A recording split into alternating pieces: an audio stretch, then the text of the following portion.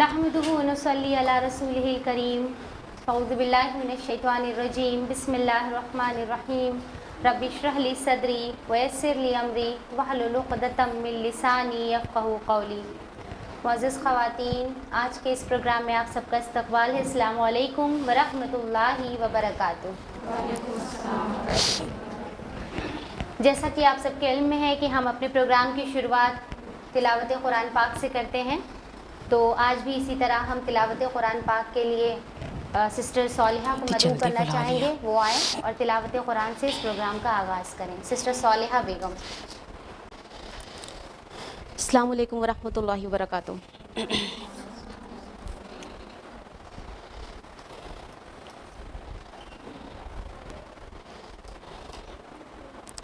اعوذ باللہ من الشیطان الرجیم. بسم اللہ الرحمن الرحیم.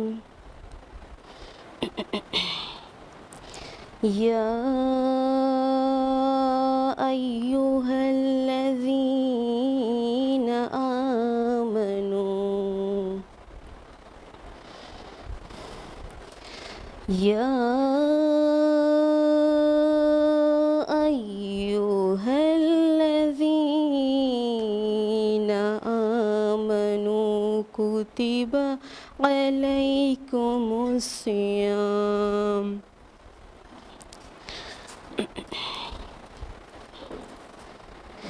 یا ایہا الذین آمنوا کتب علیکم الصیام کتب علیکم الصیام کما کتب علی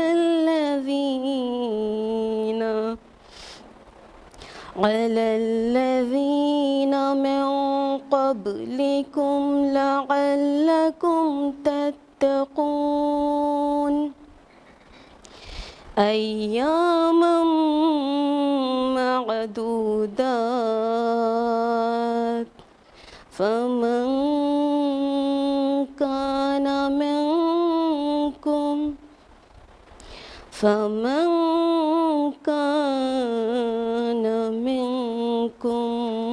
مریضا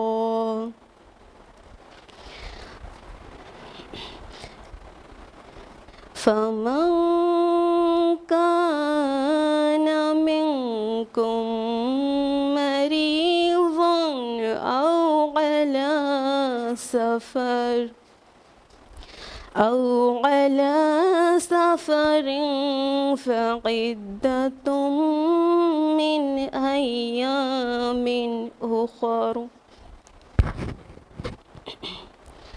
وعلى الذين يطيقونه فدية طعام مسكين فمن تطوع خيرا فهو خير له وأن تصوموا خير لكم إن كنتم تعلمون شهر رمضان الذي أنزل فيه القرآن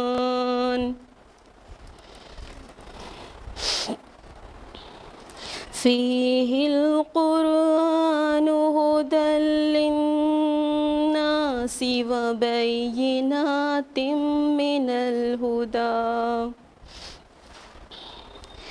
من الهدى والفرقان فمن شهد منكم الشهر فليصمه ومن كان مريضا أو على سفر فعدة من أخر يريد الله بكم اليسر ولا يريد بكم العسر ولتكملوا العدة ولتكبروا الله على ما هداكم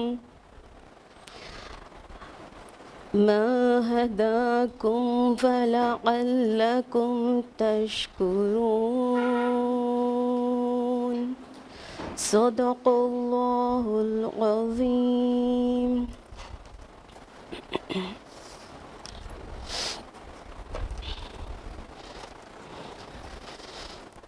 ابھی آپ نے جو قرأت سنی وہ سورہ بقرہ سورہ نمبر 2 آیات نمبر 183 to 185 کی تھی، جس کا اردو ترجمہ ہے: پناہ چاہتی ہوں میں اللہ تعالیٰ کی شیطان مردود سے، شروع کرتی ہوں اللہ کے نام کے ساتھ جو بڑا مہربان نہایت رحم والا ہے۔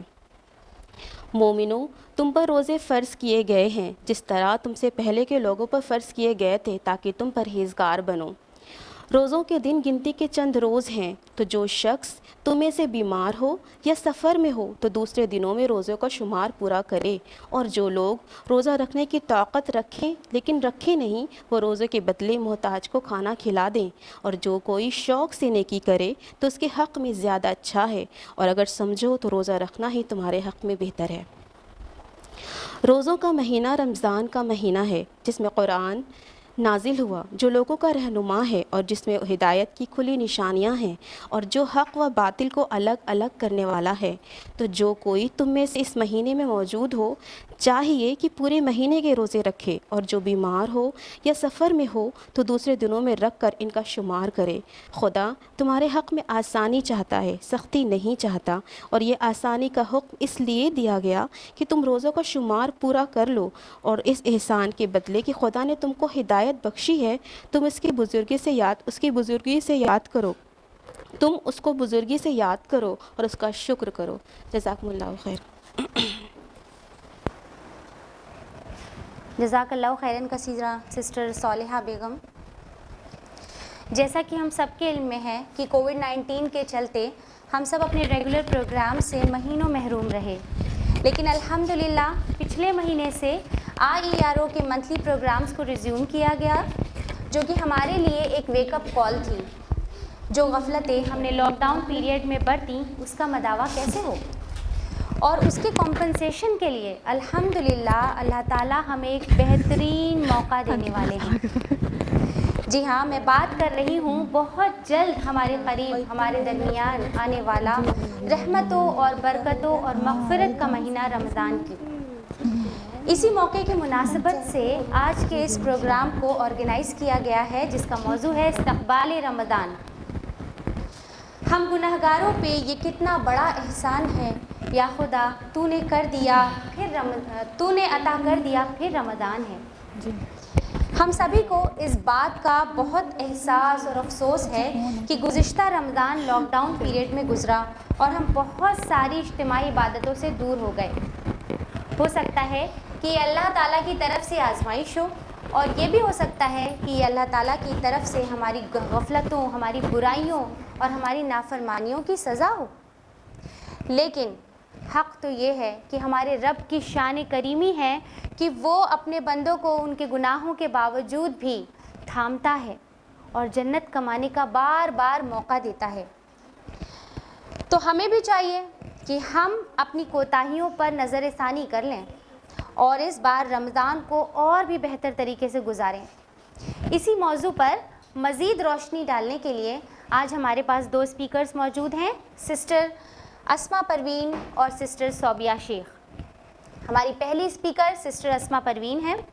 سسٹر اسما پروین IERO کی کور گروپ کی ممبر ہیں اور میرڈ لائف اور 2 چھوٹے بچوں کے ساتھ وقتاً فوقتاً IERO میں اپنی خدمات دیتی رہتی ہیں۔ سسٹر اسما الہ آباد یونیورسٹی سے پوسٹ گریجویٹ ہیں اور ایک فائن اسپیکر ہیں۔ ان کے ڈفرینٹ پبلک لیکچرز آپ کو یوٹیوب پر آسانی سے دستیاب ہو سکتے ہیں، اور آج ان کی گفتگو سے انشاءاللہ ہم بھی فیضیاب ہوں گے۔ تو میں مدعو کرنا چاہوں گی سسٹر اسما کو کہ وہ یہاں پر آئیں اور اپنے لیکچر سے اس پروگرام کو آگے بڑھائیں. اور آج کا اس ٹاپک استقبال رمضان میں سسٹر اسما کا جو ٹاپک ہے وہ ہے رمضان کی پیش بندی یعنی پری پلاننگز آف رمضان. سسٹر اسما پروین. الحمدللہ رب العالمین والصلاة والسلام علی سید المرسلین نبینا محمد وعلی آلہ وصحبہ اجمعین ومن تبعہم بإحسان الی یوم الدین. اما بعد واعوذ باللہ من الشیطان الرجیم. بسم اللہ الرحمن الرحیم. والذین آمنوا وعملوا الصالحات طوبی لہم وحسن مآب. بسم اللہ الرحمن الرحیم. رب اشرح لی صدری ویسر لی امری واحلل عقدۃ من لسانی یفقہوا قولی. عزیزی سامعات، میں آپ سبھی کا تہہ دل سے خیر مقدم کرتی ہوں. السلام علیکم ورحمۃ اللہ وبرکاتہ. جیسا کہ آپ بخوبی واقف ہو چکے کہ آج کے اس جلسے کا عنوان ہے استقبال رمضان، اور میری گفتگو کا موضوع ہے رمضان کی عظمت اور اس کی تیاری. رمضان جو کہ سال کا سب سے بابرکت، سب سے قیمتی اور سب سے زیادہ عظمت والا مہینہ ہے، جو اپنے ساتھ جنت کی خوشبو، ایمان کی حلاوت، توبہ کے آنسو اور رب کی طرف سے مغفرت کی خوشخبری لانے والا ہے. رمضان سال کا وہ مبارک مہینہ ہے جس میں ہم مسلمان زور و شور سے اللہ کی عبادت کرتے ہیں. لیکن لاسٹ ایئر جو کچھ رمضان کے مہینے میں گزرا وہ یقیناً ہم بھولے نہ ہوں گے. جبکہ مسجدوں پر تالے لگے ہوئے تھے، لوگ رزق کی وجہ سے پریشان تھے، کتنے لوگ اپنے اپنوں سے جدا تھے، کوئی کسی بیمار کی عیادت کے لیے چاہ کر بھی جا نہیں سکتا تھا، یہاں تک کہ کتنے جنازے ایسے ہی اٹھ گئے کہ ان کے اپنے قریبی ان کو آخری نظر دیکھ بھی نہ سکے. حالات ایسے تھے کہ سڑکوں پر بالکل ہی خاموشی تھی. ہم میں سے کوئی ایسا سوچ سکتا تھا کہ ایسے حالات بھی آ جائیں گے کہ سڑکوں پر بالکل ہی خاموشی ہوگی اور سب اپنے گھروں میں یوں ہی قید ہو کر رہ جائیں گے؟ یہاں تک کہ کوئی یہ تصور بھی نہیں کر سکتا تھا کہ ہم کو اگلا رمضان نصیب ہوگا بھی یا نہیں. لیکن اللہ کا بہت احسان اور کرم ہے کہ اللہ تعالیٰ ہم کو ایک اور موقع دے رہا ہے کہ ہم اپنے آپ کو جہنم کی آگ سے رہائی دلا سکیں، خود کو جنت میں جانے کے لائق بنا سکیں.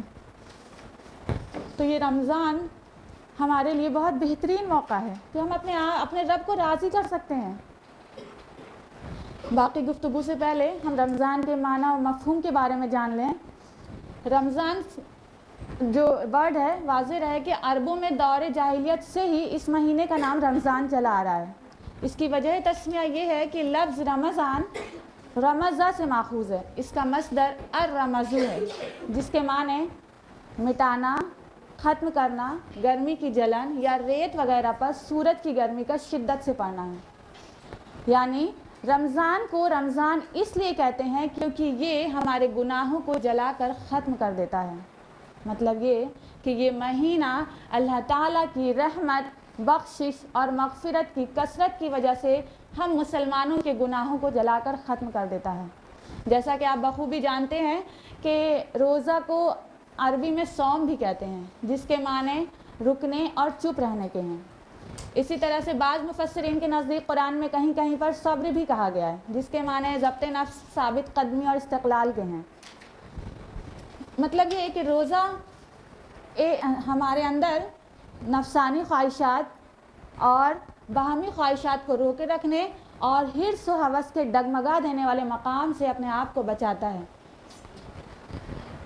اب ذرا یہ بتائیے یہاں پر ٹھہر کر کہ اگر آپ اب کسی شخص کو اپنے کسی کام کے لیے اپوائنٹ کرتے ہیں جس کے بدلے آپ اسے سیلری بھی دیں گی اور پھر وہ آپ کا کام پورا نہ کرے، تو کیا پھر بھی آپ اسے پورے کام کی اجرت دیں گی؟ اور اس ٹیچر کے بارے میں آپ کا کیا خیال ہے جس کو اس کا اسٹوڈنٹ ایگزام کے آدھے پیپر سالو کر کے دے تو کیا پھر بھی وہ اسے پورے مارکس دے گی؟ ظاہر ہے ان سوالوں کا جواب نہ ہی ہوگا، کیونکہ انہیں جو کام دیا گیا تھا وہ انہوں نے آدھا کیا اور آدھا چھوڑ دیا، اس لیے وہ پورے انعام کے حقدار نہیں ہو سکتے، ہے کہ نہیں؟ تو پھر میں اور آپ آدھا ادھورا روزہ رکھ کر اللہ تعالیٰ سے पूरे अजर के तालिब कैसे हो सकते हैं? मनमाने तरीक़े से रमज़ान को गुजार कर जन्नत के उम्मीदवार कैसे बन सकते हैं? हराम से ना बचकर जहन्नम से आज़ादी के ख्वाब कैसे देख सकते हैं? तो आइए इस रमज़ान को बेहतर बनाने की कोशिश करते हैं। जैसा कि फरमान इलाही है रोज़े के मुतालिक, अल्लाह ताला फरमाता है सूरह बकरा सूरह नंबर 2 आयत नंबर 183 में, या अय्युहल्लज़ीना आमनू कुतिबा अलैकुमुस्सियाम कमा कुतिबा अलल्लज़ीना मिन क़ब्लिकुम लअल्लकुम तत्तक़ून। ऐ ईमान लाने वालों, तुम पर रोज़े रखना फ़र्ज़ किया गया जिस तरह तुमसे पहले की उम्मतों पर फ़र्ज़ किया गया था। क्या कहा? ईमान वालों को मुखातिब करके फरमाया कि तुम पर रोज़ा फ़र्ज़ किया गया, और सिर्फ उम्मत मुहम्मदिया पर रोज़ा फ़र्ज़ नहीं था, बल्कि पहले की जो उम्मतें गुज़र चुकी उन पर भी रोज़ा फ़र्ज़ था। और उसकी वजह क्या है? क्या बताई अल्लाह ताला ने? लअल्लकुम तत्तक़ून, ताकि तुम तक़वा इख्तियार करो, ताकि तुम परहेज़गारी इख्तियार करो, ताकि तुम बच जाओ अपने गुनाहों से, अपनी लग़्ज़िशों से। और इसी तरह से रोज़े का जिक्र करते हुए आयत नंबर 185 में फरमाया लअल्लकुम तशकुरून, ताकि तुम शुक्रगुजार बन जाओ। मतलब ये कि रोज़ा एक एतबार से तो हमारे अंदर तक़वा का मिजाज पैदा करता है और दूसरे एतबार से शुक्र का, और बिलाशुबह इन्हीं दोनों किस्म के एहसासात में जीने का नाम ही इस्लाम है। रमज़ान साल का वो मुबारक महीना है जिसकी अज़मत के बारे में अल्लाह के रसूल सल्लल्लाहु अलैहि वसल्लम ने फरमाया। सही बुखारी जिल्द नंबर 1 किताबुस्सौम हदीस नंबर 1898, रावी हैं अबू हुरैरा रज़ियल्लाहु अन्हु। अल्लाह के रसूल सल्लल्लाहु अलैहि वसल्लम का फरमान है कि रमज़ान आते ही आसमान के तमाम दरवाज़े खोल दिए जाते हैं, यानी जन्नत के सारे दरवाज़े खोल दिए जाते हैं और जहन्नम के सारे दरवाज़े बंद कर दिए जाते हैं और तमाम सरकश जिन और शयातीन कैद कर दिए जाते हैं। यानी रमज़ान के महीने में जन्नत के दरवाज़े खुले रहते हैं, अल्लाह की रहमत आम हो जाती है। तो हम ज़्यादा से ज़्यादा नेकियों के काम करके, ज़्यादा से ज़्यादा अल्लाह की इबादत करके जन्नत में जाने का रास्ता अपने लिए बना सकते हैं और अपने गुनाहों और लग़्ज़िशों को और गफलतों को तर्क करके जहन्नम से बच सकते हैं। इसी तरह से अल्लाह के रसूल ने सही बुखारी में ही फरमाया, सही बुखारी जिल्द नंबर 1 किताबुस्सौम बाब नंबर 1190 हदीस नंबर 1321, रावी हैं अबू हुरैरा रज़ियल्लाहु अन्हु। फरमाया मन स्वाम रमज़ाना ईमानन व इहतिसाबन गुफ़िर लहू मा तक़द्दम मिन ज़म्बिही। जो शख्स रमज़ान के रोज़े ईमान के साथ और सवाब की नियत से रखेगा उसके पिछले तमाम गुनाह बख्श दिए जाएंगे। अब ज़रा बताइए आप में से कितने लोग हैं जो चाहते हैं कि अल्लाह ताला हमारे पिछले तमाम गुनाह बख्श दे? कौन कौन चाहता है? हम सब चाहते हैं कि अल्लाह ताला हमारे पिछले तमाम गुनाह बख्श दे। तो उसके लिए अल्लाह के रसूल सल्लल्लाहु अलैहि वसल्लम ने क्या फरमाया कि रमज़ान के रोज़े जो रखेगा ईमान के साथ और सवाब की नियत से, मतलब ये कि सिर्फ भूखा प्यासा रहकर रोज़ा नहीं रखना है। इस रमज़ान हमको कोशिश करना है कि अल्लाह ताला रोज़े के मकसद को समझते हुए और ईमान की मजबूती के साथ रोज़ा रखना है। इस तरह से रोज़ा रखना है ताकि वो हमारे लिए हमारे गुनाहों को बख्शने का ज़रिया बन जाए। हमसे जो गलतियाँ हुई अल्लाह उनको दरगुजर कर दे। हर चीज़ के लिए हम तैयारी करते हैं ना, कोई भी काम करना हो तो हम लोग प्रीवियस प्रिपरेशन ज़रूर करते हैं। जैसे कि एक पार्टी में भी जाना हो तो सुबह से उसकी तैयारी शुरू हो जाती है। कहीं बाहर सफ़र पर जा रहे हो तो कई दिनों पहले से पैकिंग होने लगती है। कोई गेस्ट आ रहा हो तो उसके आने से पहले हम सारे इंतज़ाम कर लेते हैं। तो माह रमज़ान का इस्तकबाल हमको किस तरह से करना है? आइए रमज़ान में कामयाब होने के लिए चंद चीज़ों पर गौर करते हैं। सबसे पहले उम्मीद करते हैं कि हमारे पिछले जो भी क़ज़ा रोज़े होंगे उसको हमने मुकम्मल कर लिए होंगे, क्योंकि बेहतर होता है कि अगला रमज़ान आने से पहले पिछले तमाम रोज़े मुकम्मल कर लिए जाएं। और उसके बाद रमज़ान की तैयारी के लिए सबसे अहम चीज़ क्या है जिसके बग़ैर हम रमज़ान के रोज़े भी नहीं रख सकते? वो है हमारी सेहत। तो हमको अपनी सेहत का ख्याल रखना होगा, क्योंकि जब सेहत ही नहीं होगी तो कैसे हम रमज़ान के रोज़े रख सकेंगे, कैसे अपने रब की इबादत करके उसको राज़ी कर सकेंगे? तो अपनी सेहत का ख्याल रखना है। دنیا میں اگر کوئی ہم کو کام کرنا ہوتا ہے، کوئی بڑا کام یا کچھ بھی کام کرنا ہوتا ہے، اس کے لیے ہم کہتے ہیں نا کہ ارے بھائی صحت ہی نہیں ہوگی تو کیسے یہ کام ہم کریں گے. یہاں تک کہ ایک دوسرے کو ایڈوائس بھی دیتے ہیں کہ ارے اتنی محنت کرتی ہو، صحت کا خیال رکھا کرو. کیا کسی کو یہ کہتے سنا ہے کہ رمضان آنے والا ہے، صحت کا خیال رکھو تاکہ اللہ کی عبادت اچھے سے کر سکو؟ سنا ہے یہ کہتے؟ سنا. یہ ہے ہمارا نظریہ. بہرحال ہم کو رمضان کی تیاری کرنا ہوگا، اپنی صحت کا خیال رکھنا ہوگا. اور صحت کا خیال اگر اس نیت سے رکھیں کہ ہم فٹ رہ کر اپنے رب کو راضی کر سکیں تو وہ صحت کا خیال رکھنا بھی عبادت میں شمار ہوگا. اگر ہم بادام بھی کھا رہے ہیں، انار بھی کھا رہے ہیں یا کوئی اور تندرستی کی چیز کھا رہے ہیں اس نیت سے کہ ہم اس کو کھا کر فٹ رہیں اور فٹ رہ کر ہم اللہ تعالیٰ کی اچھے سے عبادت کر سکیں، تو وہ ساری چیزوں کا کھانا بھی عبادت میں شمار ہوگا انشاءاللہ. تو ہم اپنی صحت کا بہت خیال رکھیں. اور ہماری پریپریشن کے لیے یہ ایک اور چیز یہ کہ عید کی خریداری، مطلب یہ ہے کہ اگر ہم کو کچھ خریدنا ہی ہے عید کے لیے، کچھ خریدنا ہی ہے تو وہ رمضان آنے سے پہلے ان ساری چیزوں کو خرید لیں. لیکن اتنا دیوانہ وار ہو کر بھی مارکیٹنگ نہ کریں کہ عید پر گھر کی ہر چیز نئی ہی ہونی چاہیے.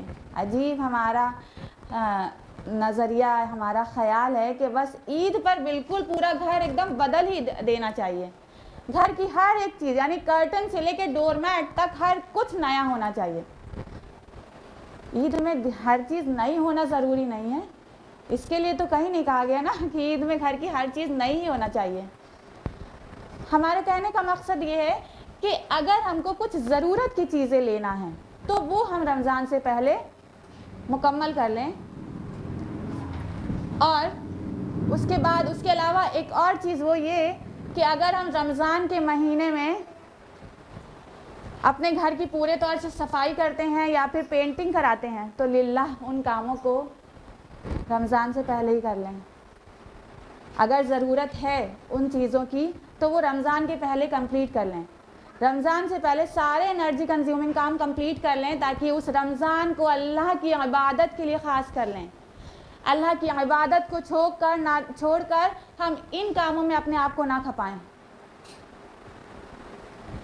اور پھر رمضان کی تیاری کے لیے ایک اہم چیز وہ یہ کہ رمضان میں صلاح کو بہتر بنانے کے لیے، نماز کو بہتر بنانے کے لیے ہم کچھ بڑی بڑی سورتوں کو یاد کر لیں، کچھ بڑی بڑی آیات کو حفظ کر لیں تاکہ ہم لمبا لمبا قیام کر سکیں اور اپنے رب سے زیادہ باتیں کر سکیں.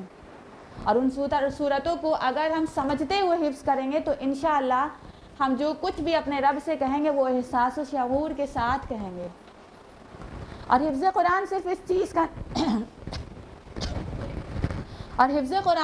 چیز کا نام نہیں ہے کہ بچپن میں بچوں کو حفظ کراتے ہیں جو بس اسی کو حفظ قرآن کہتے ہیں، نہیں، بلکہ ہم کسی بھی ایج میں قرآن کا کوئی بھی حصہ حفظ کریں تو وہ حفظ قرآن ہی کہلائے گا.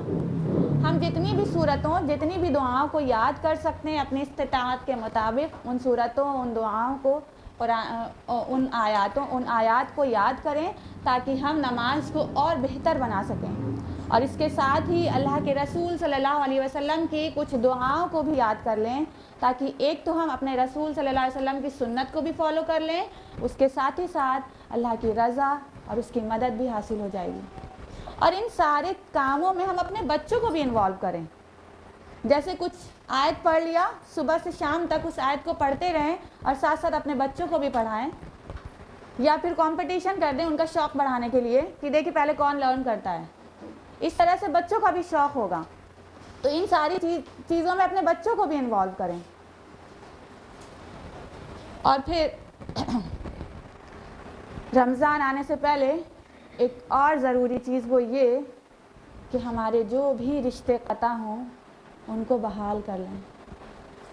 جو بھی ہم سے خفا ہوں ان سے معافی مانگ لیں اور ہم خود جن سے ناراض ہوں انہیں للہ معاف کر دیں.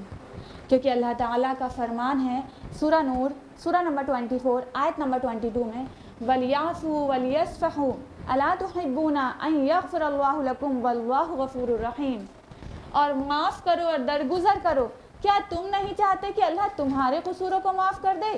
معاف کرنے والا اللہ مہربان ہے. اب ذرا یہ بتائیے ہم میں سے کتنے لوگ ایسے ہیں جن سے کوئی گناہ نہیں ہوا ہے, کوئی غلطی نہیں ہوئی ہے؟ کوئی ہے ایسا جس سے کوئی غلطی ہی نہیں ہوئی ہے؟ کوئی نہیں. اور کون کون یہ چاہتا ہے کہ اللہ تعالیٰ ہماری جو غلطیاں ہوئی ہیں ان کو معاف کر دے, ہم سے جو گناہ سرزد ہوئے اس کو معاف کر دے؟ ہر انسان چاہتا نا, ہر انسان یہ چاہتا ہے کہ اللہ تعالیٰ ہم سے جتنی بھی غلطیاں ہوئی ہیں, جتنے بھی گناہ ہوئے ہیں ان کو معاف کر دے میرا اللہ. اگر ہم یہ چاہتے ہیں کہ ہمارا رب ہماری غلطیوں کو نہ پکڑے, ہماری غلطیوں سے درگزر کرے, تو پھر ہم اگلے انسانوں کے قصوروں کو معاف کر دیں. ہماری جس بھی ناراضگی کی وجہ سے جو بھی رشتے قطع ہوں ان کو بحال کر لیں. اور پھر اس کے ساتھ ہی ساتھ ہم لوگوں کے حقوق کا بھی خیال رکھیں. سب سے پہلے ہمارے اوپر جس کا حق ہے یعنی اللہ رب العالمین کا, اس کے حق میں کوتاہی نہ کریں, اس کی فرما برداری کریں ہر وقت اور ہر جگہ.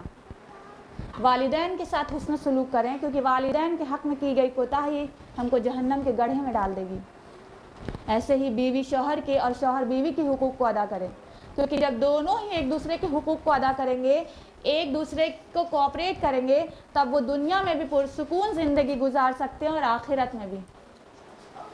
اور ایسے ہی ہمارے رشتہ داروں, ہمارے پڑوسیوں وغیرہ کے بھی ہم پر حقوق ہیں, ان کے ساتھ اچھا برتاؤ کریں, ان کو کسی طرح کی تکلیف نہ پہنچائیں. اور حقیقت میں اگر ہر انسان اپنی ذمہ داریوں کو سمجھ جائے اور لوگوں کے ساتھ حسن سلوک کرے, لوگوں کے حقوق کو ادا کرے, تو دیکھیے پورا سماج کتنا پرسکون ہو جائے گا. آج حالات یہ ہیں کہ لوگوں کے حقوق پامال کیے جا رہے ہیں, اللہ کے قانون کے ساتھ بے رغبتی برتی جا رہی ہے, اخلاق و اعمال کا کوئی پاس و لحاظ نہ رہ گیا, زندگی رب مرضی کے بجائے خود مرضی سے گزاری جا رہی ہے. اسی لیے نہ ہم خود امن سے ہیں, نہ ہمارے گھروں میں سکون ہے, اور نہ ہی ہماری سوسائٹی پرسکون ہے. اور اس کی جو بنیاد ہے وہ یہ کہ اللہ سے غفلت, کہ وہ ہمیں دیکھ رہا ہے, ہمارے اعمال اس کی نظر میں ہیں. آخرت سے غفلت, کہ وہاں ہمارا حساب لیا جائے گا, ہم سے سوال کیا جائے گا, ہم جو کچھ بھی دنیا میں عمل کر رہے ہیں ان سب چیزوں کے بارے میں ہم سے پوچھا جائے گا. اور سب سے زیادہ اپنی موت سے غافل ہیں. اس طرح زندگی گزار رہے ہیں گویا ہم کو مرنا ہی نہیں ہے. ہمارا رب تو چاہتا ہے کہ ہم کو جنت میں ڈال دے, ہمارا رب تو چاہتا ہے کہ ہم کو جہنم میں نہ ڈالے. اسی لیے تو ہم کو بار بار موقع بھی دیتا ہے کہ شاید کہ میرا بندہ سدھر جائے, شاید کہ میرا بندہ سدھر جائے. لیکن یہ ہم ہی ہیں جس کو خود اپنی ہی فکر نہیں ہے. ہم خدا سے شکوے تو کرتے ہیں کہ ہم کو فلاں چیز نہیں ملی یا ہم سے فلاں چیز چھین لی گئی, لیکن اپنے اعمال پر غور نہیں کرتے ہیں. اسی لیے تو کسی نے کتنا درد بھرا جملہ کہا ہے, اپنے اعمال کی خبر کسی نے نہ رکھی, مگر ہاں خدا سے مقدر کا گلہ ہر کسی کو بہرحال رہا. اس رمضان ہم کو کوشش کرنا ہے کہ لوگوں کے حقوق کو بھی ادا کریں. اس کے لیے پہلے سے جو بھی تیاری ہم کر سکتے ہیں لوگوں کے ساتھ حسن سلوک کرنے کی, وہ سب پہلے سے تیاری کر کے رکھیں. اور جو چیز ہمارے اندر کبر یعنی تکبر پیدا کرتی ہے, جس کی وجہ سے ہم اپنے اپنوں سے بھی جدا ہو جاتے ہیں, جو چیز ہمارے رشتوں میں گیپ لا دیتی ہے, وہ چیز جو ہمارے خود کے بارے میں اور صرف خود کی زندگی سنوارنے پر آمادہ کرتی ہے, وہ کیا چیز ہے؟ مال. یہ مال کی محبت کو ہمیں اپنے دل سے نکالنا ہے, اور اس مال کی محبت کو دل سے نکالنے کا جو طریقہ ہے وہ ہمارے رب نے بتایا, زکوٰۃ اور صدقات ادا کرنے کا.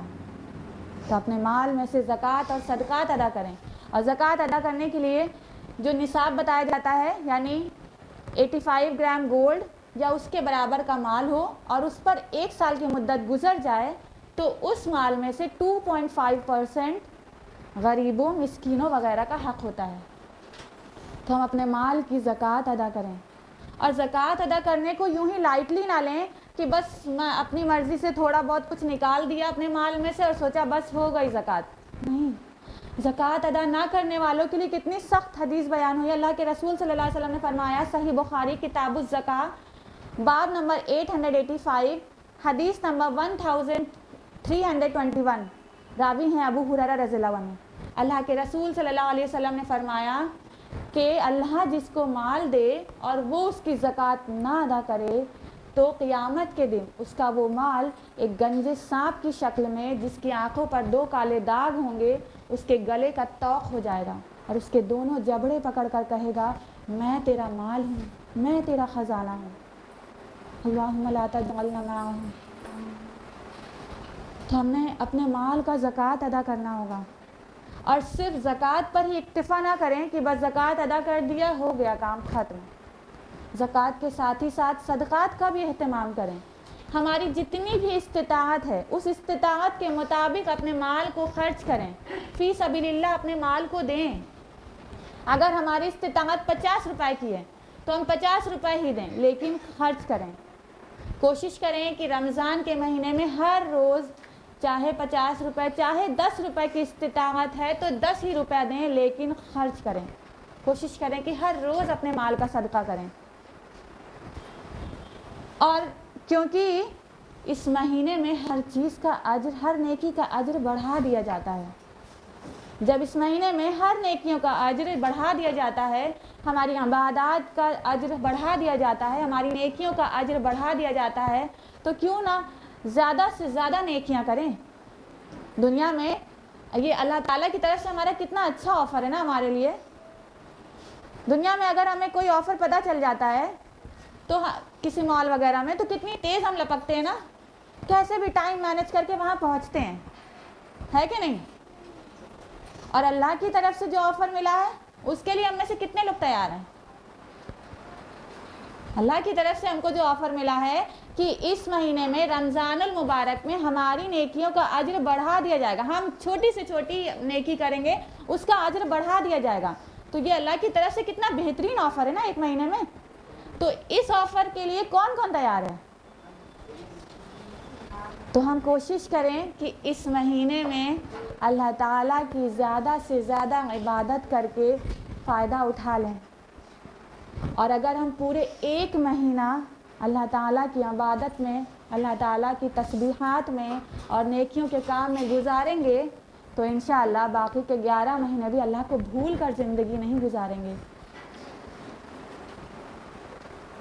तो हमको अपने रब को राज़ी करने के लिए ये सारी नेकियों के काम करने होंगे और ये रमज़ान मुबारक में अल्लाह ताला की खूब सारी इबादत करनी होगी, ताकि ये रमज़ान में हम बाकी रमज़ान से बेहतर इस रमज़ान को बना सकें।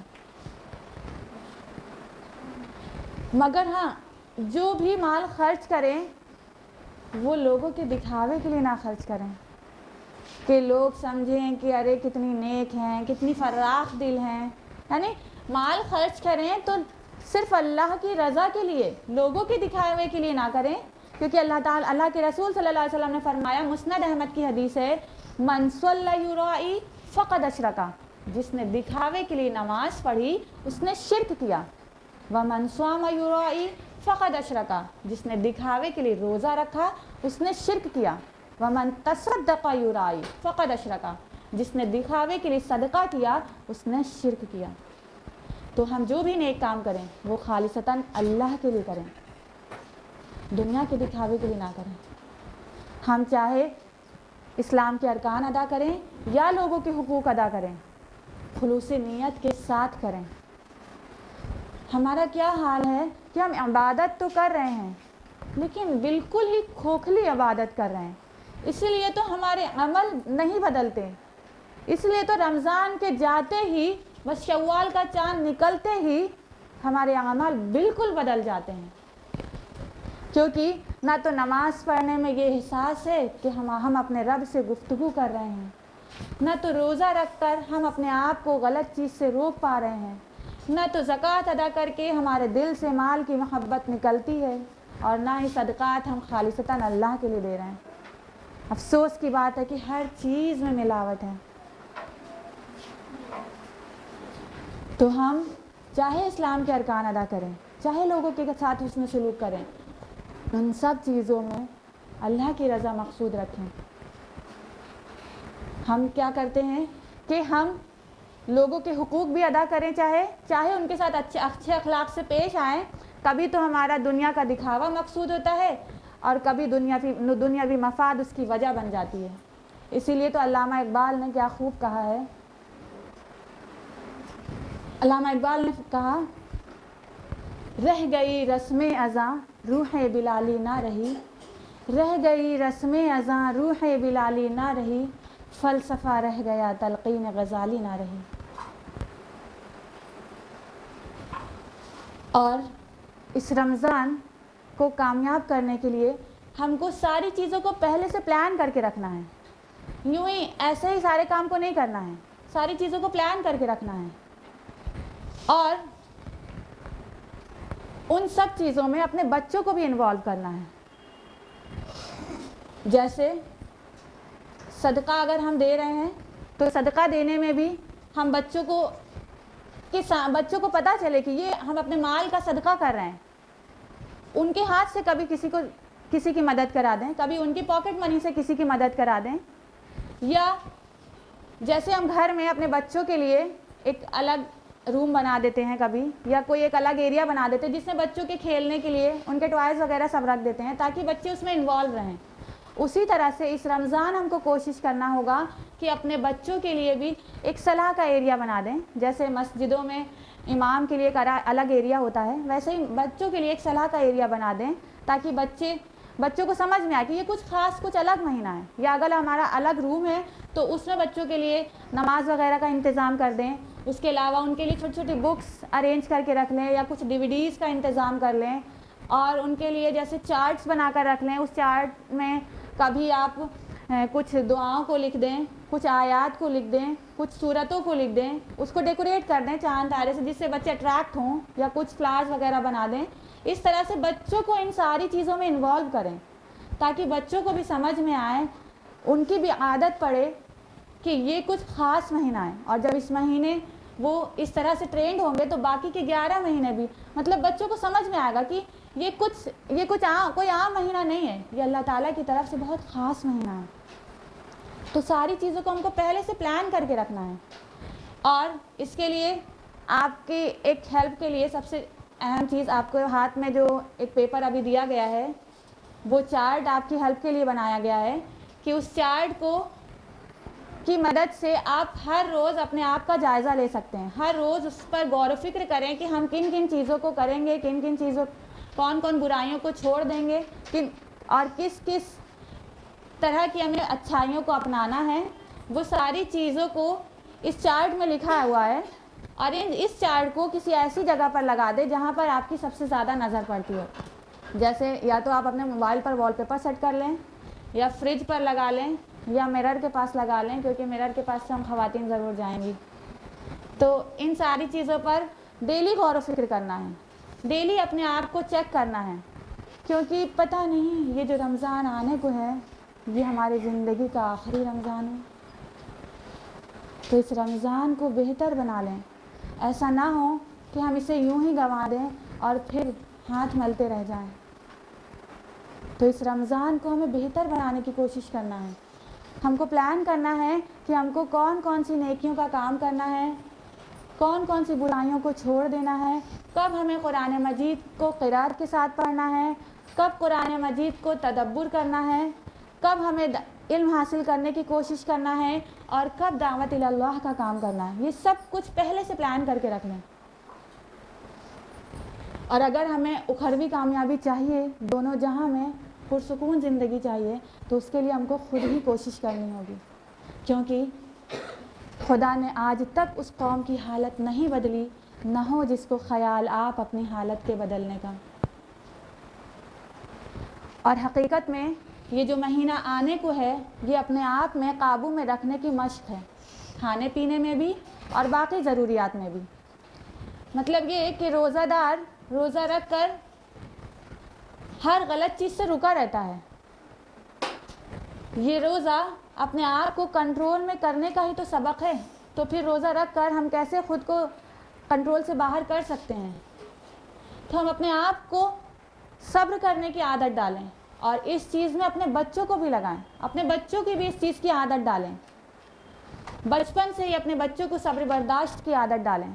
جیسے بالغ ہونے کے بعد بھی جو ہم روزہ نہیں رکھاتے ہیں، ارے ابھی تو بچہ ہے، نہیں، بالغ ہونے سے پہلے ہی بچوں کو روزہ رکھنے کی عادت ڈالیں اور ان کو شروع سے صبر برداشت کی نصیحت کریں۔ افسوس کی بات ہے کہ ہم باقی دنیاوی کام کے لیے تو اپنے بچوں کو ہمت اور حوصلے سے کام لینے کو کہہ دیتے ہیں، لیکن جب دین کا موقع آ جاتا ہے تو پھر بچہ ہی بنا لیتے ہیں۔ جیسے ایگزام ہے تو صرف ایگزام دلانا ہے، روزہ نہیں رکھنا ہے۔ گرمی کی شدت ہے تو دعوت کے کام میں نہیں نکلنا ہے کیونکہ بیمار پڑ جائے گا بچہ، لیکن باقی کام کے لیے ٹھیک ہے، کوئی مسئلہ نہیں ہے۔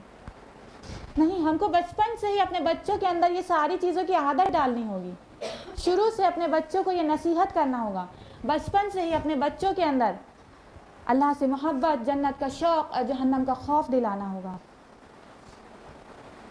یہ ساری چیزیں ہمیں اپنے بچوں کے اندر شروع سے کرنی ہوں گی۔ تو یہ رمضان کا مہینہ جو آنے کو ہے، اس مہینے میں ہم خود بھی اللہ کی عبادت کریں، اللہ کی عبادت میں اپنا دن و رات گزاریں اور ساتھ ہی ساتھ اپنے گھر والوں اور اپنے بچوں کو بھی اس چیز میں لگائیں۔ اور آخر میں یہ جو مہینہ آنے کو ہے، یہ مہینہ ہم سب کو، یہ جو مہینہ آنے کو ہے، یہ مہینہ اپنے آپ کو صبر میں رکھنا تو سکھاتا ہے، ساتھ ہی ساتھ روزہ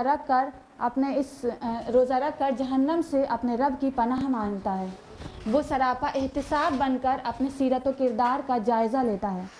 وہ عمل صالح کی ہر شکل کو اپنے وجود کا حصہ بنانے کا عزم کرتا ہے اور معصیت کی ہر قسم کو ایک زہریلا سانپ سمجھ کر اس سے دور بھاگنے کی کوشش کرتا ہے۔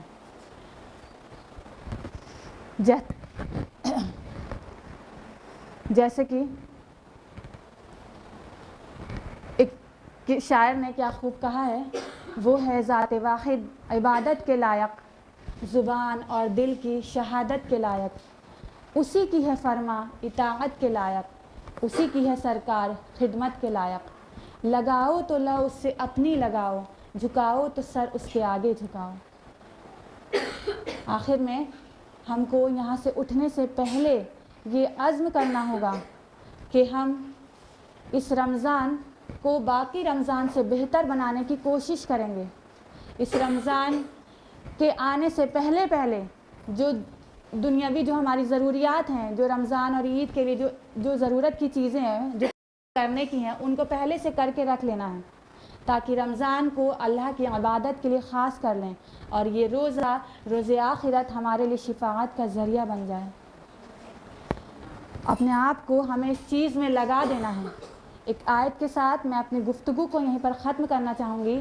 اللہ تعالیٰ کا فرمان ہے سورہ آل عمران، سورہ نمبر 3، آیت نمبر 133، وَسَارِعُوا إِلَىٰ مَغْفِرَةٍ مِّن رَبِّكُمْ وَجَنَّةٍ عَرْضُهَا السَّمَاوَاتُ وَالْأَرْضُ أُعِدَّتْ لِلْمُتَّقِينَ، اور دوڑ کر چڑھو اس راستے پر جو تمہارے رب کی مغفرت اور اس جنت کی طرف لے کر جاتا ہے جس کی وسعت زمین و آسمان کے برابر ہے، جو تیار کی گئی ہے پرہیزگاروں کے لیے۔ ربنا تقبل منا انك انت السميع العليم وتب علينا انك انت التواب الرحيم واخر دعوانا ان الحمد لله رب العالمين والسلام علیکم ورحمۃ اللہ وبرکاتہ۔ جزاک اللہ خیراً کثیرہ سسٹر اسما پروین۔ سسٹر اسما نے جو بھی نکات ہمارے سامنے رکھے ہیں وہ بہت قیمتی ہیں، کیونکہ اگر ہم اپنی دوسری مصروفیات کی، مثلاً کوئی فنکشن، کوئی شادی وغیرہ کی پلاننگ پہلے سے کر کے اسے کامیاب بنا لیتے ہیں تو وائی ناٹ فار رمضان؟ ہمارے پاس صرف 29 یا 30 دن ہیں ایکسٹرا نیکی کمانے کے، اور اگر ہم پری پلاننگ کر لیں، یعنی پہلے سے تیاری کر لیں، پہلے سے پلان کر لیں، تو پوری توجہ کے ساتھ رمضان کے مخصوص ایام بہترین عبادات میں گزار سکتے ہیں۔ تو ہمیں چاہیے کہ ہم اس پر غور کریں، اور جو بھی ہینڈ بلز آپ کو ابھی دیے گئے ہیں، سسٹر اسما نے بھی آپ سے ابھی شیئر کیا، اور میری بھی گزارش ہے کہ آپ لوگ اسے ایسی جگہ پر لگا لیں اپنے گھر پر جہاں پر آپ کی نگاہ اسے بار بار پڑتی رہے اور آپ کو یاد آتا رہے کہ کیا کام کرنے ہیں اور کیا کام باقی ہیں۔ آپ سب کے لیے خاص اناؤنسمنٹ ہے کہ تقویٰ اسلامک اسکول کے ایڈمیشنز ابھی بھی ہو رہے ہیں. تو آپ میں سے جو کوئی بھی انٹرسٹڈ ہو یا آپ کے جاننے والوں میں سے جو بھی انٹرسٹڈ ہو وہ ان کو اطلاع کر دیں, انفارم کر دیں کہ ایڈمیشنز ابھی بھی ہو رہے ہیں. جو بھی پیرنٹس اپنے بچوں کے لیے دینی اور عصری دونوں علوم چاہتے ہیں, انہیں دونوں سے واقفیت دلانا چاہتے ہیں, تو ان کے لیے یہ بہترین موقع ہے کہ وہ اپنے بچوں کو تقویٰ اسلامک اسکول میں ایڈمیشن کرائیں اور اس سے فائدہ اٹھائیں. جیسے کہ ہمارے ریگولر پروگرامز ہوتے رہتے ہیں, تو سنڈے کو ہمارے ویکلی پروگرامز جینٹس کے لیے بھی ارینج کیا جاتا ہے. سنڈے کو درس قرآن صبح 11 بجے جینٹس کے لیے آرگنائز ہوتا ہے. تو آپ اپنے گھر کے مردوں کو اس میں بھیجیں, اپنے بچوں کو, اپنے بھائیوں کو, جو بھی آپ کے گھر والے ہوں, آپ ان کو اس پروگرام میں شامل ہونے کے لیے یہاں پر ضرور بھیجیں. تقویٰ اسلامک اسکول کی مین بلڈنگ یعنی یہیں پر درس قرآن سنڈے کو صبح 11 بجے. آئیے اپنے پروگرام کو آگے بڑھاتے ہیں.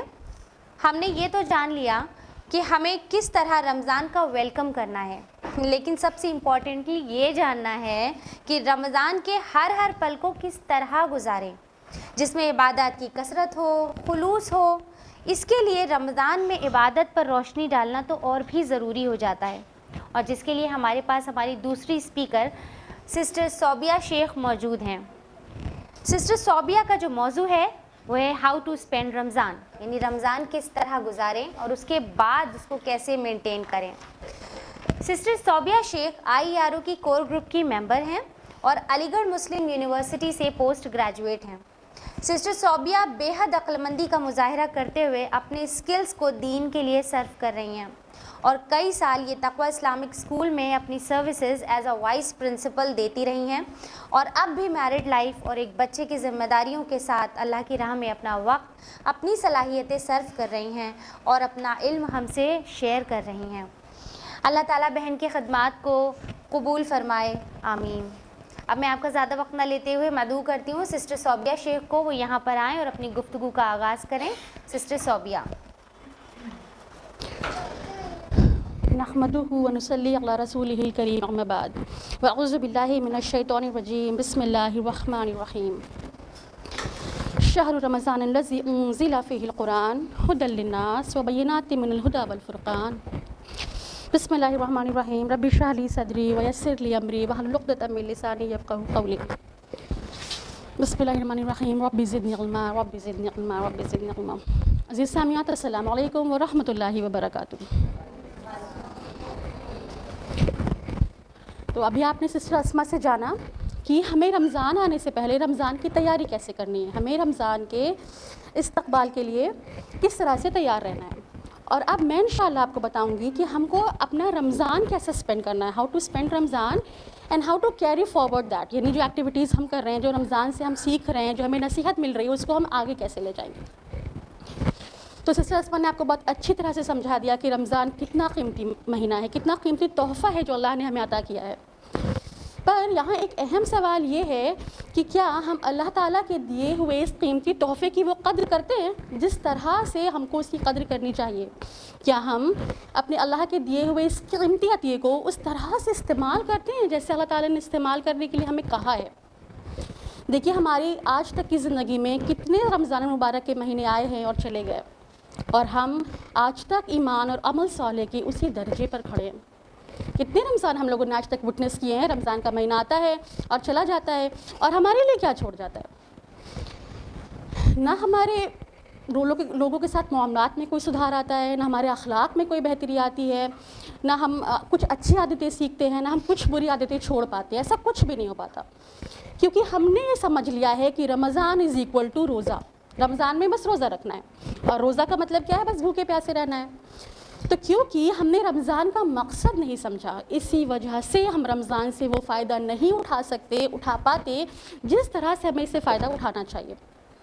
اچھا, کچھ لوگ تو یہ سوچتے ہیں کہ بھائی رمضان ہے, رحمتوں اور برکتوں اور مغفرت کا مہینہ, بڑا عظیم مہینہ, تو جب رمضان آئے گا تو ہمیں بھی کچھ نہ کچھ فائدہ ہو ہی جائے گا. لیکن ایسا نہیں ہے. دیکھیے, جب بارش ہوتی ہے تو الگ الگ ندی, نالے, گڈھے, تالاب, سمندر, دریا اپنی اپنی کیپیسٹی کے مطابق, اپنی اپنی گہرائی کے مطابق اس کے پانی سے فائدہ اٹھاتے ہیں. ایسے ہی ہوتا ہے نا. ایک چھوٹے سے گڈھے کے حصے میں اتنا پانی نہیں آتا جتنا کہ ایک لمبے چوڑے تالاب کے حصے میں آتا ہے نا. بارش برستی ہے تو زمین پر یکساں برستی ہے، لیکن جب وہی بارش بنجر زمین پہ برسے یا کسی چٹیل میدان پر برسے تو کیا ہوتا ہے؟ پانی برس کر نکل جاتا ہے. لیکن وہی بارش جب ایک اپجاؤ زمین پہ گرتی ہے تو وہاں پہ فصل لہلا اٹھتی ہے. تو مطلب کیا ہوا؟ رمضان تو سب کے لیے آیا ہے، لیکن سب رمضان سے ایکول فائدہ نہیں اٹھاتے. یہ ہمارے ظرف کی بات ہے، یہ ہمارے ابزارب کرنے پہ ڈپینڈ کرتا ہے کہ ہم رمضان سے کتنا فائدہ اٹھائیں گے. دیکھیے رمضان کا مقصد صرف بھوکا پیاسا رہنا نہیں ہے، ٹھیک ہے. رمضان کا مقصد ہے کہ اللہ کے حکم کی تعمیل کرنے کی عادت پڑ جائے. اچھا ہم لوگ رمضان میں کیسے اللہ کے حکم کی تعمیل کرتے ہیں کہ بالکل اچھا کوئی ایسا کرتا ہے کہ جیسے افطار ہونے کے 5 منٹ پہلے پانی پی لے کہ ارے اتنا تو چلتا ہے، صبح سے تو روزہ ہے، اتنا تو چلے گا. کوئی کرتا ہے؟ یا چھپ کر 1 گلاس پانی پی لو، ارے اللہ تعالیٰ کو اتنا پتہ ہے، اتنا سب کرتے ہیں. ایسا کچھ ہوتا ہے؟ اگر ہم نان مسلمس کے بیچ بیٹھے وہ سب کھا پی رہے ہیں مگر ہم 1 بوند پانی نہیں پیتے. کیوں؟ کیونکہ ہم روزہ ہیں اور اللہ تعالیٰ سب دیکھ رہا ہے اور اللہ جانتا ہے اور اپنا روزہ ضائع نہیں کر سکتے ہم، ہے نا. رمضان میں تو اتنا خیال رکھتے ہیں، بالکل چلتا ہے، بالکل ہم بھول جاتے ہیں. لیکن جیسے رمضان ختم ہوتا ہے پھر کیا ہوتا ہے؟ پھر چلتا ہے، اتنا تو چلتا ہے، ارے اتنا تو کر ہی سکتے ہیں، ارے اللہ سب جانتا ہے، اللہ جانتا ہے ہماری پرابلم کیا ہے. یہ شروع ہو جاتا ہے. تو اس کا مطلب ہم نے رمضان کا مقصد نہیں سمجھا. رمضان میں ہے تو ہم اتنی زیادہ اطاعت کر رہے تھے، اللہ تعالیٰ کی پوری کنڈیشنز مان رہے تھے اور رمضان میں اتنے زیادہ اللہ سے کنیکٹڈ تھے، اور رمضان کے جاتے ہی پھر وہی لاپرواہی. تو اس کا مطلب ہم نے لعلکم تتقون، ابھی آپ نے سنا نا رمضان کا مقصد لعلکم تتقون، اللہ کا تقوی اختیار کرو، وہ ہم نے اس کا مطلب نہیں کیا. کیونکہ تقوی کا معنی کیا ہوا؟ تقوی کا معنی تو یہی ہوا نا کہ اللہ تعالیٰ جس کام کو کہہ دے بس وہی کرنا ہے، جس سے روک دے اس سے رک جانا ہے. گاڈ کانشیسنس ہے نا. تو رمضان ہمیں بھوکا پیاسا رکھنے نہیں آتا، رمضان ہمیں تقوی سکھانے آتا ہے. تو ہمیں چاہیے کہ ہم رمضان میں بھی اور رمضان کے بعد بھی اس چیز کو اپنے ساتھ کنٹینیو رکھیں. اچھا اور پھر ایک حدیث بھی ہے، رسول اللہ صلی اللہ علیہ وسلم نے فرمایا، بخاری کی حدیث ہے کہ رمضان کا مقصد کھانا پینا چھوڑ دینا نہیں ہے. رمضان کا مقصد ہے کہ انسان جھوٹ بولنا اور جھوٹ پہ عمل کرنا چھوڑ دے، ہے نا. صرف کھانا پینا چھوڑنا بالکل مقصد نہیں ہے. جھوٹ بولنا چھوڑ دینا ہے، اس پہ عمل کرنا چھوڑ دینا ہے، لڑائی جھگڑا چھوڑ دینا ہے، ایسی ہر چیز کو چھوڑ دینا ہے جو اللہ کو پسند نہیں. اچھا بھی ہوگا کیسے؟ تقویٰ کیسے اندر آئے گا؟ کیسے ہم رمضان سے فائدہ اٹھائیں گے؟ کیا کر سکتے ہیں؟ تو جب میں آپ کو پہلی چیز بتانے جا رہی ہوں جو آپ کریں اس تقویٰ کو اچیو کرنے کے لیے، اللہ سے اپنا کنیکشن مضبوط کرنے کے لیے، تو پہلی چیز یہ ہے کہ اس رمضان ہم دل سے روزہ رکھیں. دل سے روزہ، شعوری روزہ، سمجھ کر روزہ کہ ہم روزہ کیوں ہیں، اللہ تعالیٰ کا اس رمضان سے کیا مقصد ہے، وہ ہم کو کیا سکھانا چاہتا ہے. تو اس رمضان روزہ کیسا رکھنا ہے؟ شعوری روزہ، دل سے. اس لیے نہیں کہ رکھتے آ رہے ہیں، بچپن سے رکھتے ہیں، سبھی لوگ رکھتے ہیں، سارے مسلمان رکھتے ہیں، یا ہماری امی رکھواتی ہیں، یا کہ ہمیں وزن کم کرنا ہے. ایسا کچھ بھی نہیں کرنا ہے. رمضان میں یہ سوچ کر، یہ سمجھ کر روزہ رکھنا ہے کہ اس کا مقصد کیا ہے. اور اس بار ہمیں سلامت روزہ رکھنا ہے. سلامت روزہ، سلامت روزہ کیا ہوا؟ جیسا اللہ چاہتا ہے، جو کوالٹیز اللہ چاہتا ہے کہ رمضان میں ہمارے اندر ڈیولپ ہوں، وہ ساری کوالٹیز کو ڈیولپ کرتے ہوئے.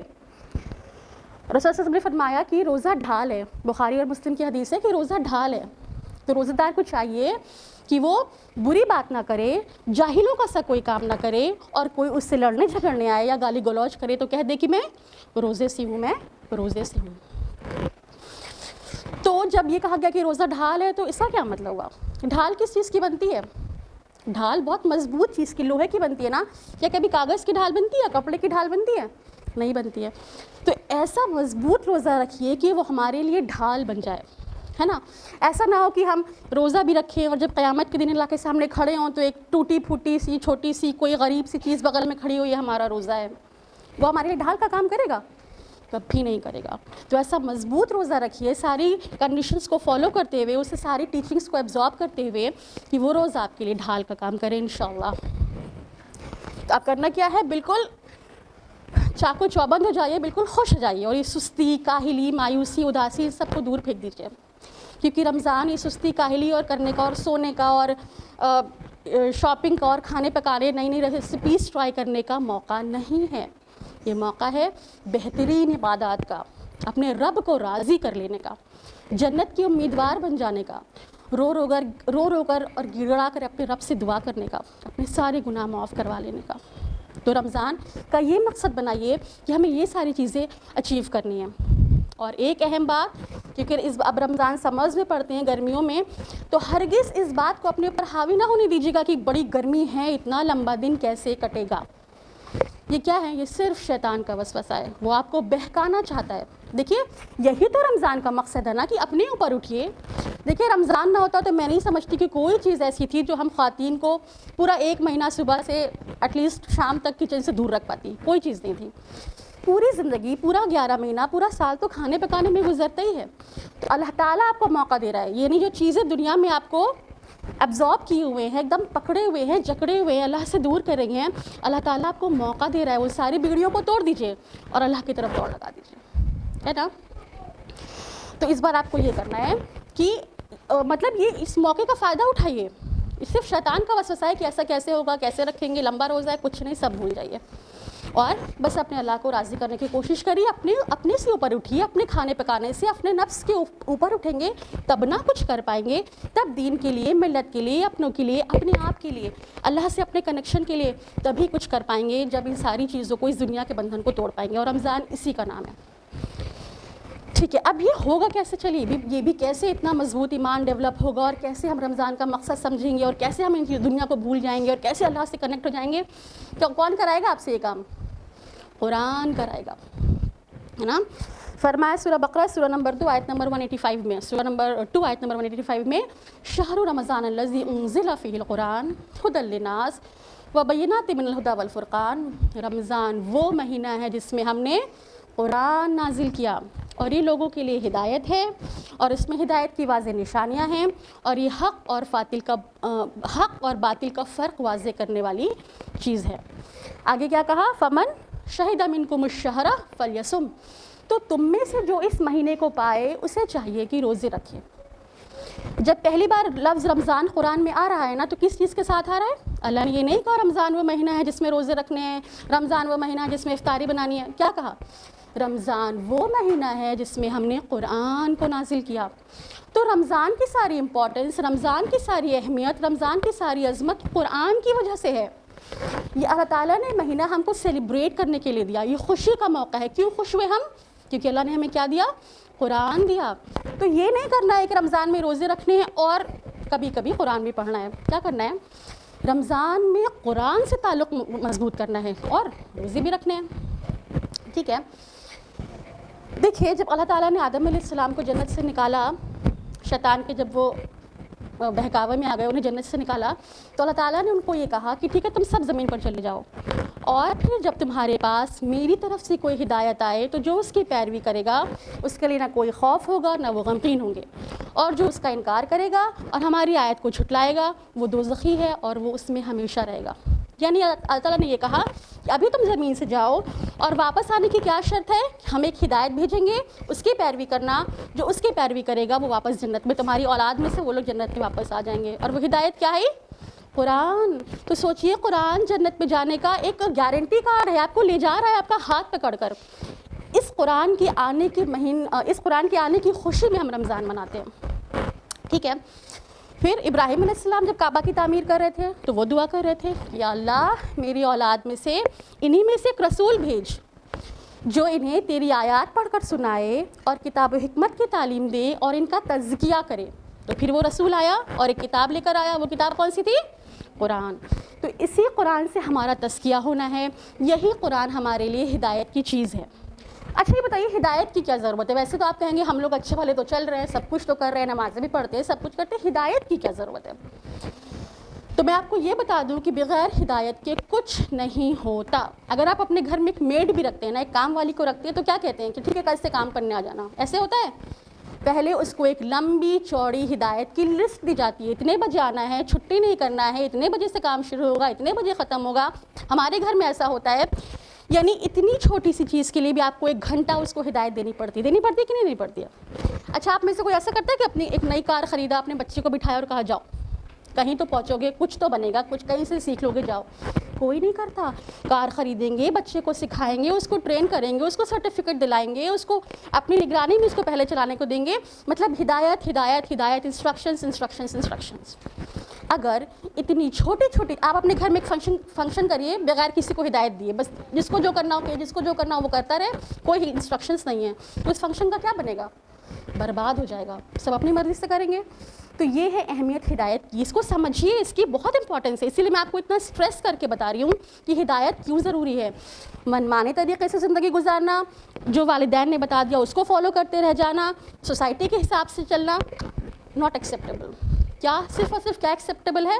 جو اللہ نے کہا، جو اس نے اپنی کتاب میں بتا دیا، اس کو مکمل طور پہ فالو کرنا۔ اور اللہ کی کتاب بھی کوئی عام کتاب ہے، یہ وہ کتاب ہے کہ اگر آپ پوری ہیومن ہسٹری دیکھیں، رائٹ فرام آدم علیہ السلام ٹل دی اینڈ، اگر آپ دیکھیں تو بیچ میں یہ جو 23 سال کا پیریڈ تھا نا، جب اللہ کے رسول پہ قرآن نازل ہو رہا تھا، اس پیریڈ نے تمام ہسٹری کو مطلب ایک دم تبدیل کر دیا، ایک ریولیوشن لا دیا۔ اتنی لمبی ہیومن ہسٹری میں اگر یہ 23 سال اتنے انقلابی ہو سکتے ہیں، اتنا کچھ بدل سکتا ہے کہ عمر بن خطاب، ابو سفیان، اکرمہ بن ابو جہل، خالد بن ولید جیسے دشمنان اسلام کے دامن میں آ سکتے ہیں، تو سوچئے یہ قرآن ہماری زندگی میں کیا کچھ چینج نہیں لا سکتا۔ بات سمجھ میں آ رہی ہے نا آپ کو کہ یہ قرآن جو ہے بہت بڑا ریولیوشن لانے کا ذریعہ ہے۔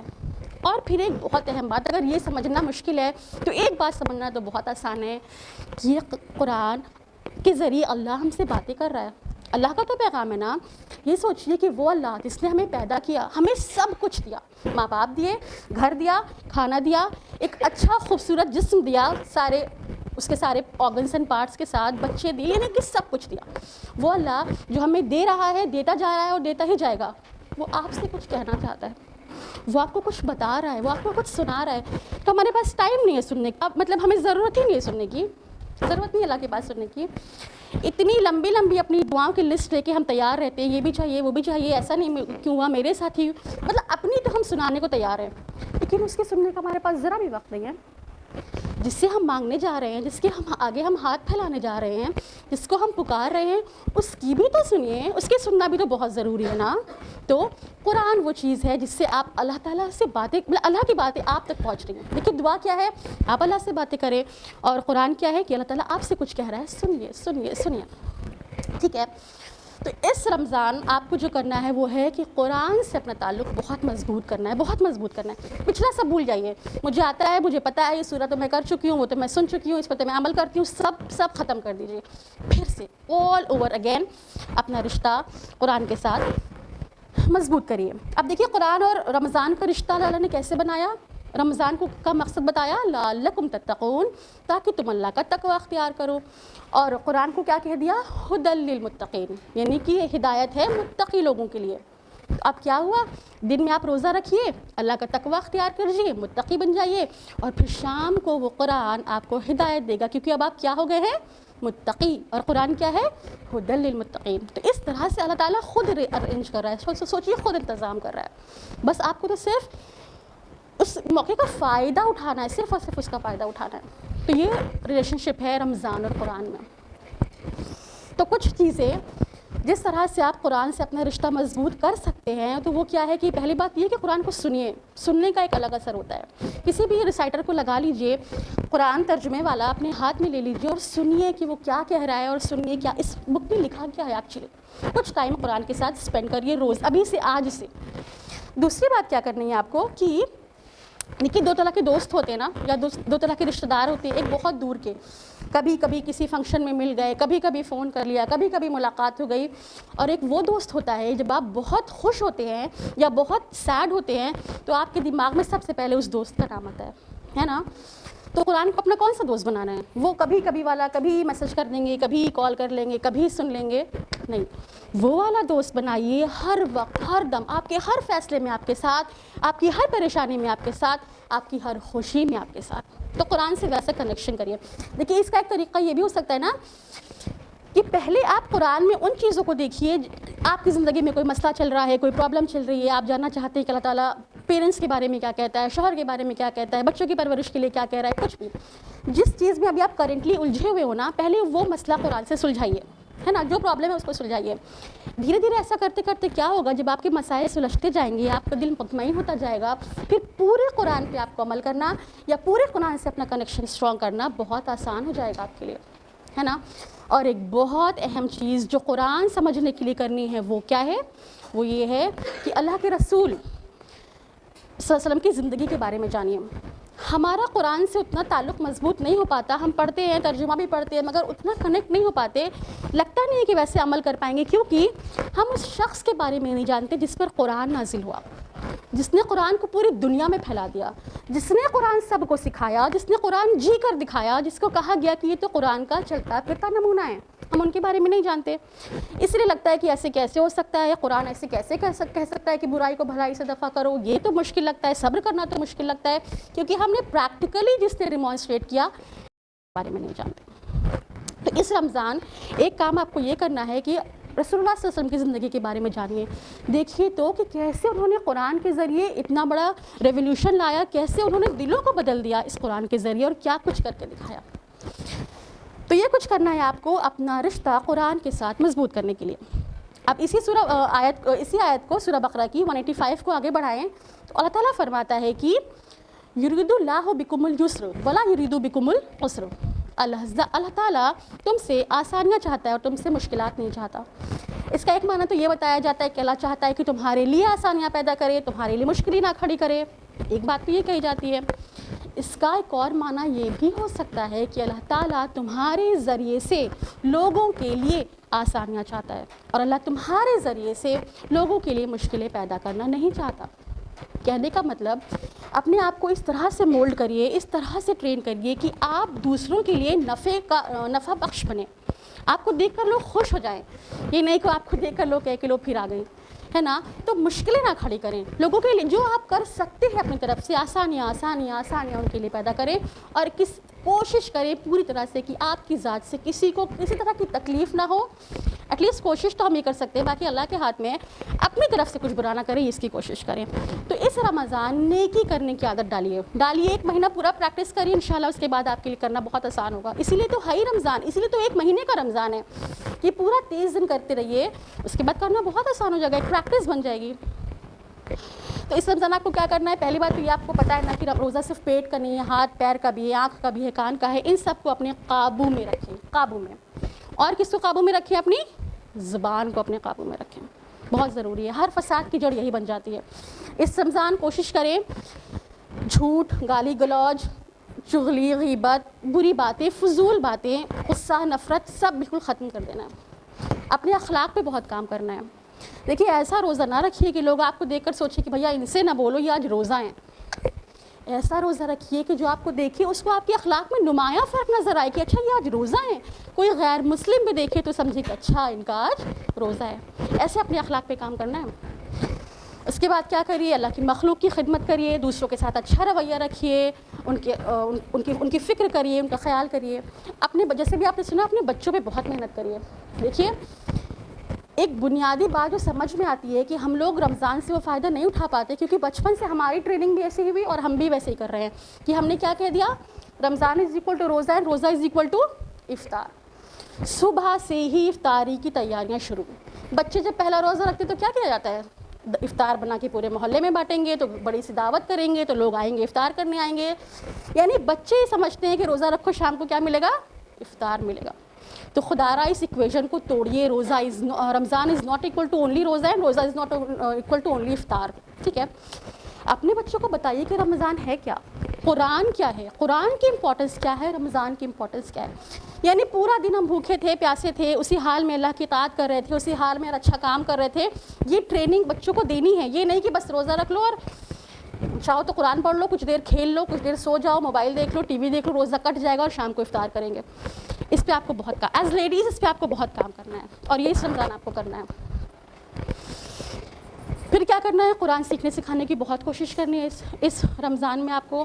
اور بچوں کے جیسے میں بات کر رہی تھی تو بچوں کے ساتھ آپ یہ کریں کہ بچوں کو اچھی طرح سمجھائیں, پھر بچوں کو پریکٹیکلی دکھائیں. بچے دیکھیں کہ میری ماں یا میرے والد نے روزے میں کس طرح سے اپنے آپ کو قابو کیا ہے, کیسے وہ غصہ کنٹرول کر رہے ہیں یا کوئی بھی چیز, تو بچوں کو پریکٹیکلی بھی دکھائیے, بچوں سے بہت ساری دعا کرنے کے لیے کہیے, بچوں کو ٹائم کی اہمیت بتائیے کہ وقت رمضان میں کتنا قیمتی ہے, ایک ایک سیکنڈ رمضان کا بہت قیمتی ہے. اپنے بچوں سے دوسروں کی مدد کے لیے کہیے, جیسے گھر کے بڑے ہیں ان کی چھوٹی چھوٹی خدمت کے لیے کہیے. اس طرح سے اپنے بچوں کو ہر اچھی چیز کے بارے میں بتائیے اور ہر بری چیز سے روکیے. پھر آپ اپنے ملازموں پہ رحم کریے, افطاری کے چکر میں ان پہ اوور برڈن نہ کر دیجیے, ان پہ بہت رحم کریے. جانوروں کے ساتھ بھی اچھا سلوک کرنا ہے اس رمضان میں. اچھا, بچوں کو جیسے بتانا ہے ٹائم کی اہمیت, ویسے خود بھی ٹائم کی امپورٹنس کو سمجھنا ہے. ٹائم از ویری امپورٹنٹ, اور یہ 30 دن کا رمضان اس کے بعد پھر پلٹ کر واپس کبھی نہیں آتا ہے, تو اس 30 دن کا ایک ایک لمحہ آپ کو یوٹیلائز کرنا ہے. اور پھر آپ جب رات کو لیٹیے, اپنے بستروں پہ جائیے, تو سوچیے 5 منٹ, پچھلے مہینے آپ سن چکے نا اس بارے میں کہ 5 منٹ اپنے آپ سے کیسے باتیں کرنی ہیں.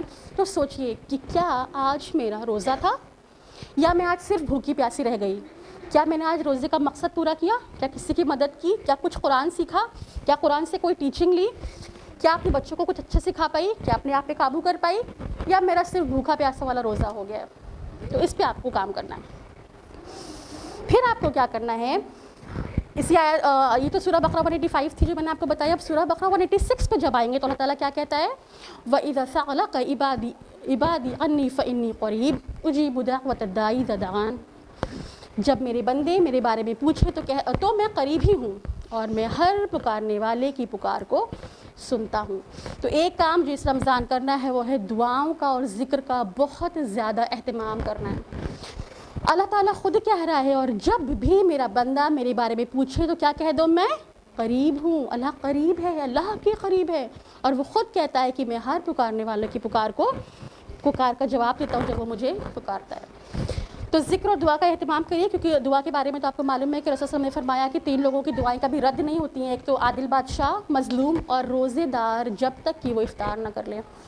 سوچئے کتنا کچھ ہم لوگوں کو مانگنا رہتا ہے دنیا اور آخرت کے لیے, اور اللہ تعالیٰ خود آپ کو موقع دے رہا ہے اور کہہ رہا ہے کہ ان کی دعائیں رد نہیں ہوں گی, یعنی روزہ دار کی دعا رد نہیں ہوتی. تو دن بھر دعا کریے, چلتے پھرتے کریے, اپنے لیے کریے, اپنے والدین کے لیے کریے, پوری امت کے لیے کریے, جو جس حال میں پریشان ہے اس کے لیے کریے. اور یہ تو ایک الگ لیکچر کا ٹاپک ہے نا کہ آج کل جو ہو رہا ہے اور کون کس حال میں پریشان ہے اور کس پر کیا گزر رہی ہے. صرف ٹی وی دیکھ کر اور اخبار پڑھ کر اور افسوس کر کر آگے بڑھ جانا, یہ تو مطلب کوئی بات ہی نہیں ہے نا. لیسٹ جو آپ کر سکتے ہیں اور جو بہت امپورٹنٹ ہے لیکن بہت آسان ہے وہ ہے کہ آپ سب کے لیے دعا کر سکتے ہیں. بہت جو لوگ اللہ کی راہ میں کام کر رہے ہیں, دعا کریے اللہ تعالیٰ ان کی بہت مدد کرے. بہرحال تو یہ ہے کہ آپ کو دعا کرنی ہے. اور ذکر سے دیکھیے, ذکر کا فائدہ کیا ہوتا ہے کہ ذکر سے آپ اپنے مقصد سے غافل نہیں ہوتے ہیں. آپ کو ہر وقت یاد ہوتا ہے کہ آپ کو اللہ تعالیٰ دیکھ رہا ہے اور آپ کو اس کی مکمل اطاعت کرنی ہے. تو ذکر کرتے رہیے, ہر وقت کرتے رہیے, اس سے آپ کی غفلت دور ہوگی. اور ایک فائدہ یہ بھی ہوتا ہے کہ آپ اپنے فوکس پہ رہتے ہیں کہ ہاں مجھے رمضان سے پورا فائدہ اٹھانا ہے. لیکن جو بھی پڑھیے سمجھ کر پڑھیے, خالی خوری رٹنے سے کچھ نہیں ہوتا. ٹھیک ہے, اگر آپ کہہ رہے ہیں اللہ اکبر تو سمجھیے اللہ اکبر, اللہ سب سے بڑا ہے, سب سے بڑا ہے, سب سے بڑا ہے. اپنے نفس سے, اپنے آپ سے, سوسائٹی سے, نیڈ سے, سب سے بڑا. تو جب کہہ رہے ہیں اللہ اکبر تو اس کو کریے بھی, سمجھیے بھی اللہ اکبر. جو بھی پڑھنا ہے سمجھ کے پڑھیے. صبح شام کے اذکار پڑھیے, مسنون دعائیں یاد کریے وہ پڑھیے, اور اللہ تعالیٰ سے بہت ساری دعائیں مانگیے. دعاؤں کی لسٹ پہلے سے تیار رکھیے, اور جب بھی آپ بیٹھیں, افطاری کے لیے بیٹھیں یا افطار کے وقت ہو یا جب آپ آخری تہائی رات میں اٹھیں, کبھی بھی جب بھی موقع ملے اللہ تعالیٰ سے بہت ساری دعائیں کریں. تو یہ تھی 186. اب اگر ہم آئیں آیت نمبر 187 پہ, تو بقرہ کی 187 آیت کیا ہے؟ احل لکم لیلۃ الصیام الرفث الی نسائکم ہن لباس لکم وانتم لباس لہن. یعنی تمہارے لیے حلال کر دیا گیا کہ تم روزوں کی رات میں اپنی بیویوں سے تعلق قائم کرو. اچھا, صرف یہاں بھی بات نہیں روکی گئی کہ یہ جائز ہے, اگر تمہیں کرنا ہے تو تم ایسا کر سکتے ہو, that you can have relation with your wife at night. بات یہاں ختم نہیں ہوئی, بات کیا آگے بڑھائی گئی, تم ان کے لیے لباس ہو, وہ تمہارے لیے لباس ہیں. دیکھیے ابھی بات کیا چل رہی تھی, قرآن اور ہدایت اور رمضان اور روزہ اور دعا اور اللہ بہت قریب ہے, یہ سب ہو رہا تھا. بیچ میں کیا آ گیا, بیویاں. اسے امپورٹنٹ سمجھیے. دیکھیے ہم لوگ اور سارے مذہب کیا کہتے ہیں کہ اللہ تعالیٰ کے قریب جانا ہے, اسپرچول بننا ہے, فائدہ اٹھانا ہے, قربت حاصل کرنی ہے, بیوی کا تو نام بھی مت لینا.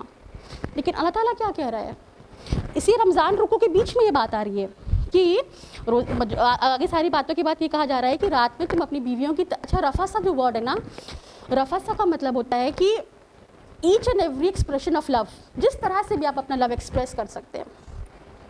It includes the whole spectrum from very simple deeds to the act itself, سب بھی رفاسا میں آتا ہے. یعنی ہر طرح سے اپنی محبت ظاہر کرنا چاہیے رمضان میں. ٹھیک ہے، اب دیکھیے اگر ہم لوگ لباس کی بات کریں تو لباس کیا ہوتا ہے؟ لباس سب سے قریب ہوتا ہے، عیب کو چھپاتا ہے اور ہمیں اور خوبصورت بناتا ہے نا. تو شوہر بیوی کا رشتہ بھی کچھ ایسے ہی ہونا چاہیے نا، قریب تو ہوتے ہی ہیں اور ایک دوسرے کے عیب کو چھپانے والے ہوں اور ایک دوسرے کی کوالٹیز کو، اچھی کوالٹیز کو انہانس کرنے والے ہوں، ہے نا، ایک دوسرے کی کمیوں کو پورا کرنے والے ہوں. اور ایک لباس کی بہت خاص بات ہوتی ہے کہ لباس نا تبھی اچھا لگتا ہے جب فٹ ہوتا ہے سائز کا. آپ کا کپڑا آپ پہنیں گے تو ہی اچھا لگے گا، کوئی اور پہنے گا تو وہ اتنا اچھا نہیں لگتا. تو اس کا مطلب یہ ہوا کہ جس طرح سے لباس فٹ ہی اچھا لگتا ہے، ویسے اللہ تعالیٰ نے جب شوہر اور بیوی کا پیر بنایا تو ایسے ہی بنایا، فٹ بنایا. فٹ ہر وقت شکایت تھی میرے شوہر ایسے ہیں، میری بیوی ویسی، ہم تو ایسے ہیں، وہ تو ویسے ہیں، ہم تو اتنے اچھے ہیں، وہ تو ایسے ہیں. بھول جائیے، یہ سوچیے اگر آپ اتنی ہی اچھی ہیں اور وہ اتنے ہی برے ہیں تو کیوں اللہ تعالیٰ نے آپ لوگ کو ساتھ میں رکھا؟ کوئی وجہ ہوگی نا ساتھ میں رکھنے کی، اسی لیے کیونکہ you are fit, I mean perfect match for each other. آپ لوگ ایک دوسرے کے لیے فٹ ہیں تبھی آپ لوگ ساتھ میں ہیں. اور جہاں تک سمجھ میں آتا ہے وہ بات یہ ہے، دیکھیے اللہ تعالیٰ نے شاید بیوی اور دیکھیے ایک بات تو ہے کہ گھر کا سکون اگر چاہیے تو بیوی کو سکون میں رکھنا بہت ضروری ہے نا. بیوی سکون سے رہے گی تو وہ آپ کو بھی سکون سے رہنے دے گی، پورا گھر کا ماحول اچھا رہے گا، پورے معاشرے کا ماحول اچھا رہے گا، پوری سوسائٹی اس سے آپ کو ایک بینیفٹ دیکھنے کو ملے گا. پھر یہ تو صرف ابھی کی بات ہے. ایک چیز اور کہوں کہ بچوں کے ذریعے ہم یہ ٹیچنگ آگے بڑھاتے ہیں، ہے نا. جب بچے اپنے گھر کا ماحول دیکھیں گے، اپنے والدین کا رشتہ دیکھیں گے تو وہی لے کر وہ آگے بڑھیں گے. اور پھر یعنی پوری امت کا فیوچر ہمارے رشتے پہ ڈپینڈ کرتا ہے. اگر یہ کہوں تو کوئی زیادتی نہیں ہوگی شاید. تو اس رشتے پہ محنت کرنے کی ضرورت ہے آپ کو اس رمضان میں. اور شاید اس کی وجہ یہ بھی ہو کہ رمضان میں نا ایمان کا لیول بہت ہائی ہوتا ہے. ٹھیک ہے، اللہ تعالیٰ کے لیے میں نے معاف کیا، اللہ کے لیے میں نے حق ادا کیا، اللہ کے لیے، یعنی اپنے حق سے زیادہ اپنے فرض کی فکر ہوتی ہے نا. تو شاید اللہ تعالیٰ چاہتا ہے کہ اس مہینے میں ہم اس رشتے کے اس اینگل کو ایکسپلور کریں اور ہم اس کو اپنی مزاج بنا لیں، اپنی عادت بنا لیں کہ میں نے معاف کیا، میں نے اپنا فرض ادا کیا. تو ابھی اس طرح سے بنا لیں گے، اس کے بعد اس کو رمضان کے باہر بھی اگر ہماری عادت پڑی رہے گی تو سوچیے کہ گھر میں کتنا زیادہ سکون ہوگا نا. اگر ہم معاف کرنے والے بن جائیں گے، دینے والے بن جائیں گے، شکایت نہ کرنے والے بن جائیں گے صرف اپنے اللہ کے لیے. تو اس رمضان رکوع میں سورہ بقرہ کی اس بیچ میں اس کے آنے کا کوئی تو بہت اہم حکمت ہے اللہ تعالیٰ کی. تو ایک کام آپ لوگ اس رمضان کریں تاکہ اپنی شادیوں پہ محنت کریں اور اسے بہت خوبصورت بنائیں اور اپنے بچوں کے سامنے ایک اچھا اگزامپل سیٹ کریں. چلیے یہ تو بات تھی سورہ بقرہ کی 187 کے. آگے بڑھتے ہیں. رمضان کے متعلق ایک اور بات کریں تو رمضان کا ایک انٹیگرل پارٹ، بہت اہم پارٹ ہے، وہ ہے قیام اللیل، یعنی راتوں کو اللہ کے سامنے کھڑا ہونا. اور جو قیام اللیل ہوتا ہے ویسے تو وطر کی نماز، تہجد کی نماز بھی قیام اللیل کے لیے ہوتی ہے، لیکن رمضان میں تراویح کی نماز اسپیشلی قیام اللیل کے لیے ہوتی ہے. اور اس کا وقت ویسے تو عشاء سے لے کے فجر تک رہتا ہے، لیکن اس کا افضل وقت ہوتا ہے آدھی رات کے بعد یا جب رات کا آخری تہائی حصہ بچتا ہے تو اس کا بہترین وقت ہوتا ہے. اچھا یہ کون سا وقت ہوتا ہے؟ جب پوری دنیا سو رہی ہو نا، سب سو رہے نا افطار کے بعد اور جو عشاء کی نماز کے بعد سب سو رہے ہیں، اس وقت کوئی نہیں جگا ہوا ہے. تو آپ یہ سوچئے کہ وہ ٹائم نہیں ہے، رات کا آخری تہائی حصہ وہ ٹائم نہیں ہے کہ اس کو سو کر گزار دیا جائے. یہ تو وہ ٹائم ہے جب اللہ رب العالمین بادشاہوں کا بادشاہ خود آپ کو آواز دے رہا ہے. آپ سب کے علم میں یہ حدیث ہوگی نا، بخاری مسلم کی حدیث ہے. رسول اللہ صلی اللہ علیہ وسلم نے فرمایا کہ میرا رب ہر رات آسمانی دنیا کی طرف نزول کرتا ہے اور فرماتا ہے، جب رات کا آخری تہائی حصہ بچتا ہے اس وقت کی بات ہو رہی ہے کہ فرماتا ہے کہ کون ہے جو مجھ سے دعا کرے اور میں اس کی دعا کو قبول کروں، کون ہے جو مجھ سے مانگے میں اسے دوں، کون ہے جو مجھ سے بخشش طلب کرے اور میں اسے بخش دوں. یعنی رات کا یہ آخری تہائی حصہ وہ وقت ہے جب اللہ تعالیٰ خود آپ کو پکار رہا ہے کہ آؤ مجھ سے مانگو، میں دینے کو تیار ہوں. لیکن ہم سو رہے ہیں، غفلت ہے، پتہ ہی نہیں ہے، وہ ضرورت ہی نہیں ہے. وہ جتنا مزہ شکایتیں کرنے میں آتا ہے نا، میرے ساتھ تو ایسا ہو گیا، ویسا ہوا، یہ ہوا، اتنا مزہ وہ دعائیں کرنے میں آتا ہی نہیں کہ اللہ تعالیٰ سے ساری باتیں کر لی جائے. وہ تو زیادہ اچھا لگتا ہے نا جب بیٹھ کے خالی رونا ہو. یہ وقت آپ مانگ سکتے ہیں، جو مانگنا ہو آپ مانگ سکتے ہیں اللہ تعالیٰ کے، یعنی کہ وہ ذات جس کے ہاتھ میں سب کچھ ہے، آپ کا آگے پیچھے آسمان و زمین کی ہر چیز جس کے کنٹرول میں ہے، وہ آپ سے کہہ رہا ہے کہ مجھ سے مانگو میں تمہیں دوں گا۔ تو قیام اللیل کا بہت اہتمام کریں۔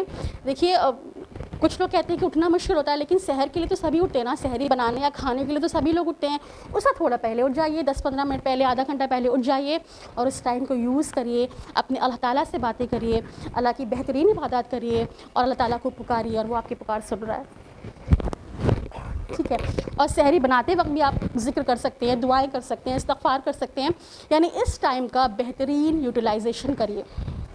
اچھا، اور جب رات کی بات ہو رہی ہے تو ایک خاص رات کی بات کرنا بھی بہت ضروری ہے۔ وہ خاص رات کون سی ہے؟ شب قدر۔ یہ رات جو ہے رمضان میں بہت قدر و منزلت والی ہے، بہت اہم رات ہے۔ اس رات کے لیے پوری ایک سورہ ڈیڈیکیٹ کر دی گئی، سورہ قدر، جس میں اللہ فرماتا ہے کہ یہ وہ رات ہے جس میں ہم نے قرآن نازل کیا، اور اس رات میں فرشتے اور جبریل علیہ السلام زمین پر آتے ہیں تمام امور کے لیے۔ تو اور یہ رات کیا ہے؟ 1000 مہینوں سے بہتر ہے۔ 1000 مہینے کیا ہوتے ہیں؟ 83 years and 4 months۔ اگر 1000 مہینے کو آپ منتھس میں کنورٹ کریں گے تو 83 سال 4 مہینے، یعنی جس نے اس رات میں عبادت کی تو ایسا ہوا کہ اس نے 83 سال 4 مہینے لگاتار عبادت کی، لگاتار، all 83 years and 4 months، ہے نا؟ اتنی اہم رات ہے یہ۔ اچھا، یہ اہم رات ہے لیکن اس کو اللہ نے بتایا نہیں کہ کون سی رات ہے۔ کچھ لوگ کہتے ہیں کہ آخری عشرے کی کوئی بھی رات ہو سکتی ہے، کوئی کہتا ہے کہ طاق راتوں کی ایک رات ہے، اور کچھ لوگ حالانکہ بتا دیتے ہیں کہ کون سی رات ہے۔ بہرحال ہمیں قرآن یا صحیح حدیث سے کوئی کنفرمیشن نہیں ملتا کہ کون سی رات ہے۔ تو اتنی اہم رات تھی، اس کو چھپا کر کیوں رکھا اللہ تعالیٰ نے؟ اسی لیے چھپا کر رکھا کیونکہ وہ اہم رات ہے نا۔ آپ کے پاس بھی کوئی قیمتی چیز ہوگی تو کیا کریں گے؟ چھپا کر رکھیں گے۔ تو اللہ تعالیٰ نے اس کو بھی چھپا کر رکھا، کلیئر نہیں بتایا کہ کون سی رات ہے، بس یہ کہہ دیا کہ رمضان کی ایک رات ہے نا۔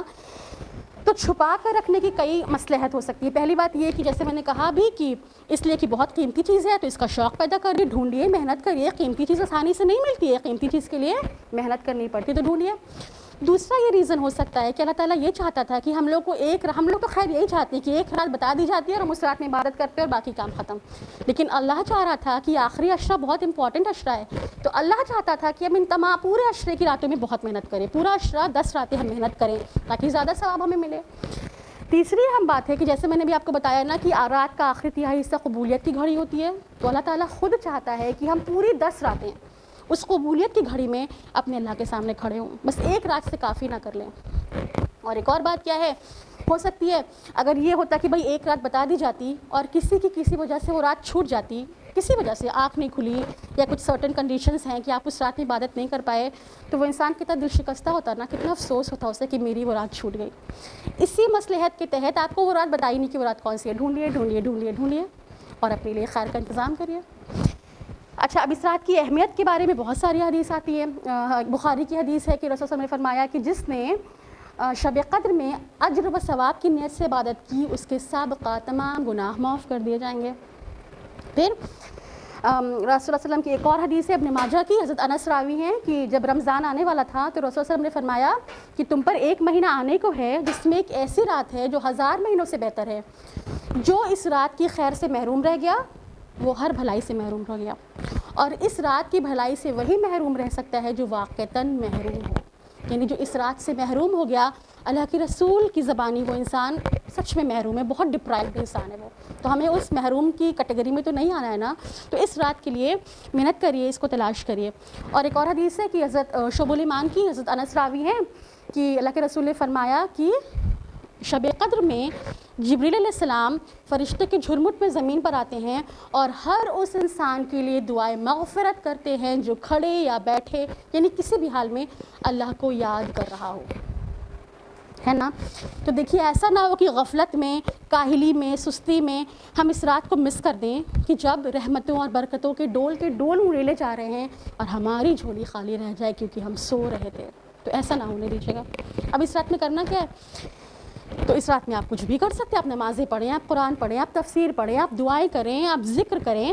اور ایک خاص دعا اس رات کی ہے جو عائشہ کو سکھائی تھی اللہ کے رسول نے، وہ کیا ہے؟ اللہم انک عفو تحب العفو فاعف عنی، اے اللہ تو معاف کرنے والا ہے، معافی کو پسند کرتا ہے، بس مجھے بھی بخش دے۔ اور حضرت عائشہ کی یہ بھی روایت ہے کہ اللہ کے رسول آخری عشرے میں بہت محنت کرتے تھے, کمر کس لیتے تھے, خود بھی جگتے تھے, گھر والوں کو بھی جگاتے تھے, اور اتنی محنت کرتے تھے جتنی آپ نے پہلے نہیں کی ہوتی تھی. تو یہ آخری عشرہ, last 10 days very very important. Last 10 days کی اہمیت کو سمجھیے, اس میں بہت محنت کریے. اور ایک چیز کیا کرنا ہے کہ خالی خود نہیں کرنا ہے, اپنے گھر والوں کو بھی اپنے ساتھ شامل کرنا ہے. چلیے, تو عبادت کی بات چل رہی ہے, قیام اللیل کی بات ہو رہی ہے, شب قدر کی بات ہو رہی ہے, لیکن بیچ میں ایک پرابلم کبھی کبھی ہو جاتی ہے. وہ کیا ہو جاتی ہے؟ پیریڈز نا, فل سٹاپ لگ جاتا ہے. یعنی ہمارے جو لیڈیز ہیں وہ بڑے شوق سے, بڑے مطلب اہتمام سے روزہ رکھنا شروع کیا, بڑی تیاریوں کے ساتھ, دعائیں بھی چل رہی ہیں, قرآن کا سب, لیکن پھر کیا ہوا؟ پیریڈز آئے. جیسے ہی پیریڈز آئے تو ایسا لگتا ہے جیسے کسی نے ان لوگوں کا سوئچ آف کر دیا, بند, سب ختم. اچھا, کچھ لوگ تو یہ بھی کرتے ہیں کہ پیریڈز میں ہم شاپنگ کر ڈالیں گے, روزہ تو رکھنا ہے نہیں, چلو بازار ٹہل لیتے ہیں. یہ سمجھیے آپ کے ساتھ پرابلم ہے. رمضان ابھی چل رہا ہے, وہ شاپنگ کا ٹائم نہیں ہے جو آپ اس کو شاپنگ میں یوز کرنے جا رہے ہیں. دوسری بات یہ کہ تو بہت سے لوگ ایک دم غیر ضروری کاموں میں لگ جائیں گے, اور کچھ لوگ اتنے افسوس میں چلے جاتے ہیں, اتنا سیڈ ہو جاتے ہیں کہ ہم روزہ نہیں رکھ سکتے, اب ہم نماز نہیں پڑھ سکتے, اب ہم کچھ کریں گے نہیں, چھٹی کر لیتے ہیں بالکل, یعنی اللہ تعالیٰ کی یاد سے بھی چھٹی کر لیتے ہیں بالکل, اور پھر وہ شب قدر بھی نہیں جگتے ہیں. تو خدا را ایسا نہ کریں, ٹھیک ہے. پہلی اہم بات تو یہ ہے کہ اس رات, دیکھیے اگر آپ کے ساتھ ایسا ہو رہا ہے, مطلب ہوتا ہی ہے, مطلب جو بھی, کہ تو یہ سمجھیے کہ اللہ تعالیٰ کی مرضی ہے. یہ عبادت کیا ہوتی ہے؟ فرما برداری. اور فرما برداری تو ہے جب اللہ تعالیٰ ہی نے تو آپ سے کہہ دیا کہ ایسی کنڈیشن میں روزہ نہیں رکھنا, نماز نہیں پڑھنا, تو ختم, مان لیا, فرما برداری میں تو شامل ہوئے. تو دل شکستہ نہ ہوئے پلیز. دوسری اہم بات یہ ہے کہ اللہ کے رسول نے فرمایا, بخاری کی حدیث ہے, کہ جب اللہ کا کوئی بندہ سفر میں ہوتا ہے یا بیمار ہوتا ہے تو اس کو ان تمام اعمال کا اجر ویسے ہی ملتا ہے جیسے وہ گھر پہ رہ کے کیا کرتا تھا یا پھر صحت کی حالت میں کیا کرتا تھا. تو اگر آپ روزے رکھ رہی تھی, اس وجہ سے بریک آ گیا, تو امید ہے کہ اللہ تعالیٰ آپ کو ویسا ہی اجر دیتا رہے گا, ٹھیک ہے. تو اس پیریڈ میں جب کہ آپ نمازیں نہیں پڑھ رہی ہیں, قرآن نہیں پڑھ رہی ہیں, قرآن نہیں چھو رہی, تو آپ ایک کام کیا کر سکتی ہیں, وہ ہے قرآن سن سکتی ہیں. کیونکہ قرآن سننے کا اپنا ایک الگ مزہ ہے, اپنا ایک الگ اثر ہے, دل کو بہت سکون ملتا ہے, بہت اطمینان ملتا ہے, ایمان کا لیول بڑھتا ہے. رسول اللہ صلی اللہ علیہ وسلم قرآن سننے کا بہت شوق رکھتے تھے, دوسروں سے قرآن سنا کرتے تھے, صحابہ قرآن سنا کرتے تھے. حضرت عمر جیسے صحابی قرآن سن کر ایمان لے آئے تھے, ہے نا. تو قرآن سنیے, تفسیر کے ساتھ سنیے, ترجمہ سنیے, اس کو سمجھیے, کیونکہ صرف پارے پہ پارا ختم کرنا تو مقصد نہیں ہے نا. قرآن کا مقصد کیا ہے؟ میں نے بتایا تھا نا, ہدایت. تو سنیے, سمجھیے, اس کو اپنی زندگی میں شامل کرنے کی کوشش کریے. اور کیا کریے اس پیریڈ میں؟ خوب دعائیں کریے, خوب ذکر کیے, کیونکہ ذکر کے لیے تو طہارت کی ضرورت ہے, نہ وضو کی ضرورت ہے. تو خوب سارا ذکر کیجیے, اور نیکی کے کاموں میں ایک دوسرے کا ساتھ دیجیے. اور اس ٹائم کو بھی اپنے اچھی طرح سے یوٹیلائز کریے, سمجھتے ہوئے کہ رمضان از اسٹل گوئنگ آن, ٹھیک ہے, رمضان چل رہا ہے, تو اس کا اچھا یوز کرنا ہے.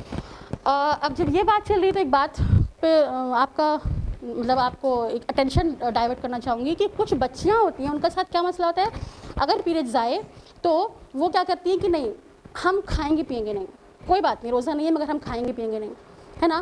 کچھ بوڑھے بیمار لوگ ہوتے ہیں جو ہمیشہ روزہ رکھتے آئے ہیں لیکن اب بہت بیمار ہیں یا بوڑھے ہیں, لیکن وہ روزہ چھوڑنے کو تیار نہیں ہوتے, نہ کہ ہمیشہ رکھتے آئے ہیں اب آخری ٹائم پہ چھوڑیں گے کیا. ایک طرف یہ لوگ ہیں, ایک طرف کچھ لوگ ہیں کہ ایگزام ہے, رمضان سے چھٹی, کوئی بھی پرابلم ہے, روزہ نہیں رکھیں گے, رمضان سے نہیں روزے سے چھٹی, روزہ نہیں رکھیں گے. تو دونوں ایکسٹریمز پہ مت جائیے, انتہا پسندی نہ اختیار کریے. پہلی بات تو کسی شرعی عذر کے بغیر روزہ چھوڑنے کا کوئی مطلب ہی نہیں ہے, ایگزام یا کسی بھی وجہ سے. لیکن اگر آپ کچھ کسی معاملے میں چھوٹ دے رہے ہیں, اگر آپ بریسٹ فیڈنگ میں دے رہے ہیں یا پریگننٹ ہیں یا بیمار ہیں, تو آپ اللہ تعالیٰ نے جب آپ کو چھوٹ دے رکھی ہے تو اس کا فائدہ اٹھائیے. جو لوگ بعد میں رکھیں گے اس کو میک اپ کریں, اور جو لوگ بعد میں نہیں رکھ سکتے, بہت بوڑھے ہو گئے ہیں یا ٹرمینل بیماری ہے ان کے ساتھ, تو وہ کیا کریں, فدیے کا ارینجمنٹ ان کے گھر والے کریں, ان کا فدیہ اس کے مسئلے کو پتہ کر کے اس کو پورا طرح سے کریے. کیونکہ بڑے افسوس کی بات ہے نا کہ بڑی بڑی لیڈیز 30 سال 40 سال 50 سال کی ہو گئی, اور روزے کے مسئلے میں ارے الٹی ہو گئی, اب کیا کریں, غلطی سے کھا لیا, اب کیا کریں, تیل لگا لیں, مہندی لگا لیں, مطلب ہر رمضان وہی سوال, ہر رمضان وہی سوال, اور اگلے رمضان میں پھر وہی سوال, بھول جاتے ہیں. تو اس مسئلے پتہ کریے, آپ روزے رکھ رہے ہیں, کوئی مذاق تھوڑی ہے کہ کیسے مکروہ ہو جائے گا, کیسے ٹوٹ جائے گا, کیا چیز الاؤڈ ہے کیا نہیں الاؤڈ ہے, اس کو پتہ کریے, اس پہ کام کریے. تو یہ تھا رمضان کیسے اسپینڈ کرنا ہے.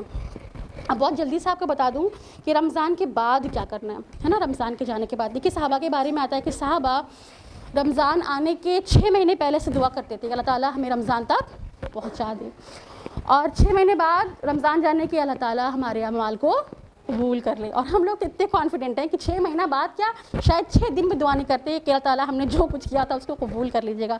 ایک دم رمضان گیا چھٹی. اچھا رمضان جب چلا جاتا ہے نا تو 2 طرح کے لوگ ملتے ہیں. ایک لوگ تو وہ ہوتے ہیں جو بڑے سیڈ ہے کہ رمضان چلا گیا, مطلب وہ ایمان کا لیول چلا گیا, وہ ماحول چلا گیا, وہ سب کچھ چلا گیا, مطلب ان کو لگتا ہے کہ بس بہت قیمتی چیز چلی گئی اور اب کریں تو کیا کریں, بڑے سیڈ ہو جائیں گے. اور ایک اور کون سے لوگ ہوتے ہیں جن کی چھٹی ہو جاتی, چلو رمضان گیا, کام ختم, واپس اپنی نارمل روٹین پہ آ جانا ہے, اب ختم, اب نمازیں اور وہ قرآن اور چھوڑو 1 سال کے لیے بند. نہیں, یہ دونوں ہی کام نہیں کرنے, نہ سیڈ ہو جانا ہے بہت اور نہ بہت خوش ہو جانا ہے, کیونکہ رمضان ایک دور کا آغاز ہے, ایک دور کا اینڈ نہیں ہے. Ramzan is the beginning and not the end, ہے نا, وہ ابتدا ہے, انتہا نہیں ہے. تو جب رمضان جاتا ہے تو اپنے ساتھ ساری ذمہ داریاں اور ساری شریعت کے احکام اور اللہ تعالیٰ سے تعلق اور ساری خیر و برکت سب سمیٹ کے طے کر کے لے کر نہیں جاتا ہے, چھوڑ کے جاتا ہے. آپ ابھی بھی مسلمان ہیں, اللہ سے تعلق ویسا ہی ہے, شریعت کی کنڈیشنز ویسے ہی ہیں. تو آپ کو کیا کرنا ہے کہ اس بات کو سمجھنا ہے اچھے طریقے سے کہ رمضان کے جانے کے بعد کیا کرنا ہے. ٹھیک ہے, رمضان چلا جاتا ہے تو صرف آپ کے گناہ کم ہوتے ہیں, آپ کی ذمہ داری نہیں کم ہو جاتی ہے کہ چھٹی کر لیں آپ.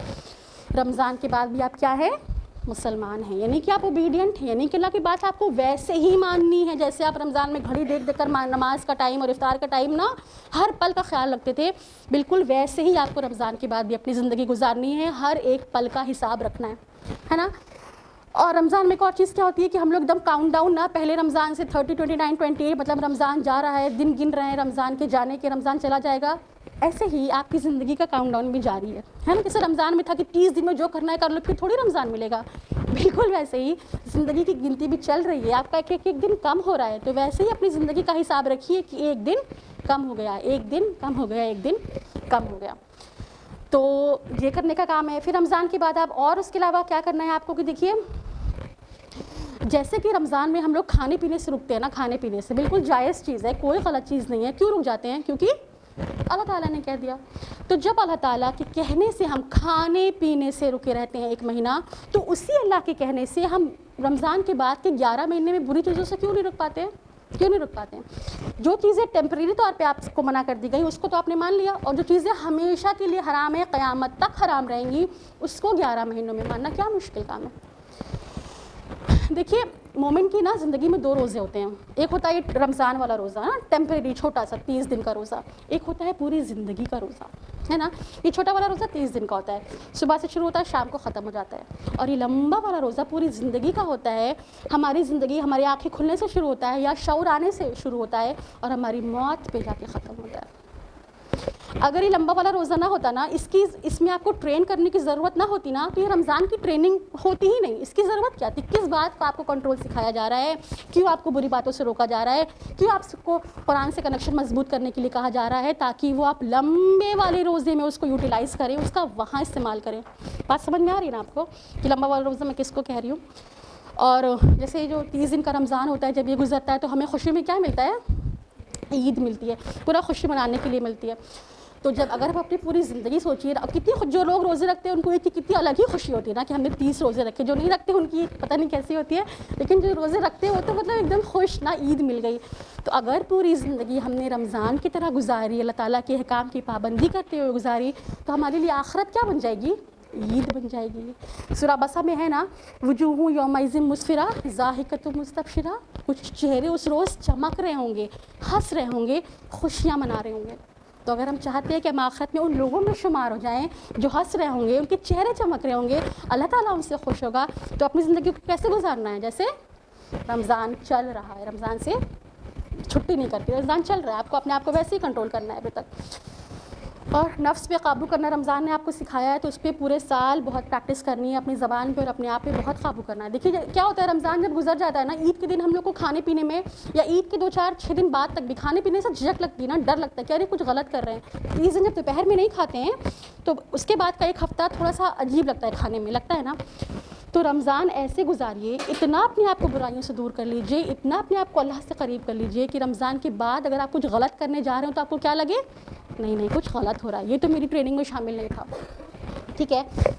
اس کے بعد رمضان کے بعد جو ایک اہم کام کرنا ہے وہ کیا کرنا ہے, قرآن کو لپیٹ کر اوپر ڈال دینا ہے نا, پھر اگلے رمضان میں کھولنا ہے, ایسے ہی کرنا ہے. ہرگز نہیں۔ رمضان نے آپ کو قرآن کے ساتھ جوڑ دیا ہے، اللہ کے ساتھ آپ کا تعلق بہت مضبوط کر دیا ہے، تو اس تعلق کو پورے سال چلانا ہے، پورے سال قرآن سے ویسا ہی اسٹرانگ کنیکشن رکھنا ہے جیسے کہ رمضان میں آپ نے محنت کر کے بنایا تھا۔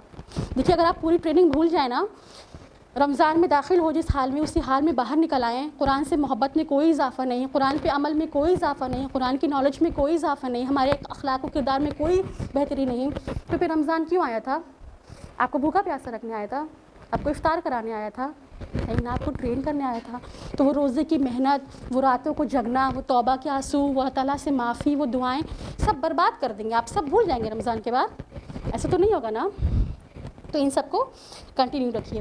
اس کے بعد ایک اور اہم کام جو کرنا ہے آپ کو رمضان کے بعد وہ ہے کہ شوال کے 6 روزے رکھیے، کیونکہ اللہ کے رسول نے فرمایا کہ جس نے رمضان کے روزے رکھے اور پھر شوال کے روزے رکھے تو اس نے ایسے ہمیشہ روزے رکھے نا، پورے سال روزے رکھنے کا ثواب۔ شوال کے روزے رکھیے، جو روزے آپ کے چھوٹ گئے ان کو میک اپ کریے، اور باقی نفل روزے بھی رکھیے بیچ بیچ میں، کیونکہ وہ بیچ بیچ کی چھوٹی چھوٹی ٹریننگ ہوتی ہے آپ کے لیے نا، پھر وہی روزے کی کیفیت، پھر وہ ایمان کا لیول، تو وہ روزے کو کرنے کی کوشش کریے۔ اور پھر رمضان کے بعد عید کی بات بھی کر دیں کہ عید کا دن پھر ہمارا کیسا ہوتا ہے رمضان کے بعد؟ خوب سج دھج کے، اچھا سا میوزک لگا کے، گھر کو خوب سجا کے، نمازیں بھول کے کھانے پینے کا دن بن جاتا ہے۔ خدا رہا اپنی عید پہ بھی دھیان دیجیے گا، وہ لیڈیز جو پورے رمضان جن کی مطلب بال نہیں دکھتا ہے، رمضان کے دن عید کے دن ایسے ان کی زلفیں آپ کو لہراتی ملیں گی۔ اور اس کے بعد ایک اہم کام کرنا کیا ضروری ہے، اپنی سیلفی لے کر جہاں بھی اپڈیٹ پوسٹ فیس بک واٹس ایپ جہاں بھی آپ لگاتے ہیں اس سے باز آ جائیے۔ پردے کا یہ قطعی مطلب نہیں ہے کہ آپ ابھی تو آپ ایسے حجاب میں ہیں کہ آپ کو کوئی دیکھ بھی نہیں سکتا، اور عید کے دن چلیے تو عید پہ بھی اس پہ بھی بہت محنت کرنی۔ باقی جو چیزیں آپ کر رہے تھے، جیسے آپ نے سسٹر اسما سے بھی سنا کہ نیکی کے کام ہیں، صدقات ہیں، خیرات ہیں، توبہ ہے، معافی ہے، یہ سب بھی پورے سال اپنے کنٹینیو رکھیے۔ تو یہ رمضان کے کرنے کے بعد ہے، رمضان کی ٹریننگ کو ضائع نہیں کرنا ہے، رمضان کی ٹریننگ کو اپنی زندگی میں اتارنا ہے۔ اللہ تعالیٰ نے یہ موقع آپ کے لیے بنایا ہے کہ آپ 11 مہینے اس ٹریننگ کو یوز کریں، پھر رمضان آئے گا، پھر آپ ٹرین ہوں گے، پھر رمضان آئے گا۔ جیسے گھر میں ہوتی ہے AC کی سروسنگ ہوتی ہے نا، ہر سال ہوتی ہے، یا گاڑی لیا ہے تو سروسنگ کراتے ہیں، ویسے رمضان ہماری کیا کرنے آتا ہے؟ سروسنگ، تاکہ ہم آگے اچھا رزلٹ دیں، ہے نا، آگے اچھا رزلٹ دینے کے لیے، تو اس کو ویسے ہی کریں۔ تو یہیں پہ میری بات ختم ہوگی کہ اللہ تعالیٰ کا پہلی بات اللہ کا بہت شکر نا کہ اس نے ہم جیسے گناہ گار بندوں کو، کہ جن کو دنیا سے کبھی موقع ہی نہیں ملتا اللہ تعالیٰ کی طرف پلٹنے کا، ایک اتنا سنہرا موقع دیا ہے کہ ہم سب چھوڑ چھاڑ کر اللہ کی طرف پلٹ جائیں، ہے نا۔ تو اس کا بہت شکر ہے کہ ہماری زندگی میں ایک بار پھر سے رمضان آنے کو ہے، اور بس اس دعا کے ساتھ اپنی بات کو ختم کروں گی کہ اللہ تعالیٰ ہمیں ان لوگوں میں شامل کر لے جن کی روزے اور نمازیں تو نے قبول کیے۔ اے اللہ ہمیں ان لوگوں میں شامل کر لے جن کی برائیوں کو تو نے بھلائیوں سے بدل دیا۔ اے اللہ ہمیں ان لوگوں میں شامل کر لے جن کو اپنی رحمت کے ساتھ تو نے بہشت میں داخل کیا اور ان کے درجات بلند کیے۔ وآخر الدعوانا الحمدللہ رب العالمین۔ جزاک اللہ خیرن کثیرہ سسٹر صوبیہ۔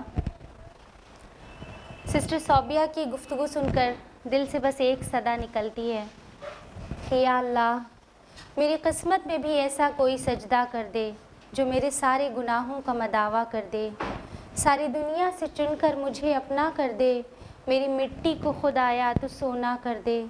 میں تیری چاہنے والی ہوں مگر ہے حسرت، جن کو تو چاہتا ہے مجھ کو بھی ویسا کر دے۔ ایک نظر اپنی گناہ گار پہ کر کے مولا اپنی رحمت کا حقدار ہمیشہ کر دے، آمین۔ بہت ہی خوبصورت انداز میں، بہت ہی بہترین انداز میں سسٹر صوبیہ نے ہمیں ایکسپلین کیا کہ قرآن اور رمضان کا کیا تعلق ہے، اور انشاءاللہ یہاں اٹھنے سے پہلے ہمیں یہ عزم کرنا ہے کہ اس بار ہمیں اپنی پرسنالٹیز میں چینج لانا ہے، ویسا چینج جیسا قرآن چاہتا ہے، ویسا چینج جس سے ہمارا رب راضی ہو جائے انشاءاللہ۔ تو بس اپنے پروگرام کو یہیں پر اختتام کرتے ہیں، اور اللہ تعالیٰ سے بہت دعا ہے کہ اللہ تعالیٰ ہم سب کے یہاں آنے، بیٹھنے، سننے، کہنے کو قبول فرمائے، اور جو کچھ بھی ہم نے سنا اس سے بہت زیادہ عمل کرنے کی اللہ تعالیٰ توفیق دے، اور یہ رمضان اس بار ہماری مغفرت کا ذریعہ بن جائے انشاءاللہ، آمین۔ وآخر الدعوانا ان الحمدللہ رب العالمین۔ سبحانک اللہم و بحمدک نشہد ان لا الہ الا انت نستغفرک و نتوب الیک۔ والسلام علیکم ورحمۃ اللہ وبرکاتہ۔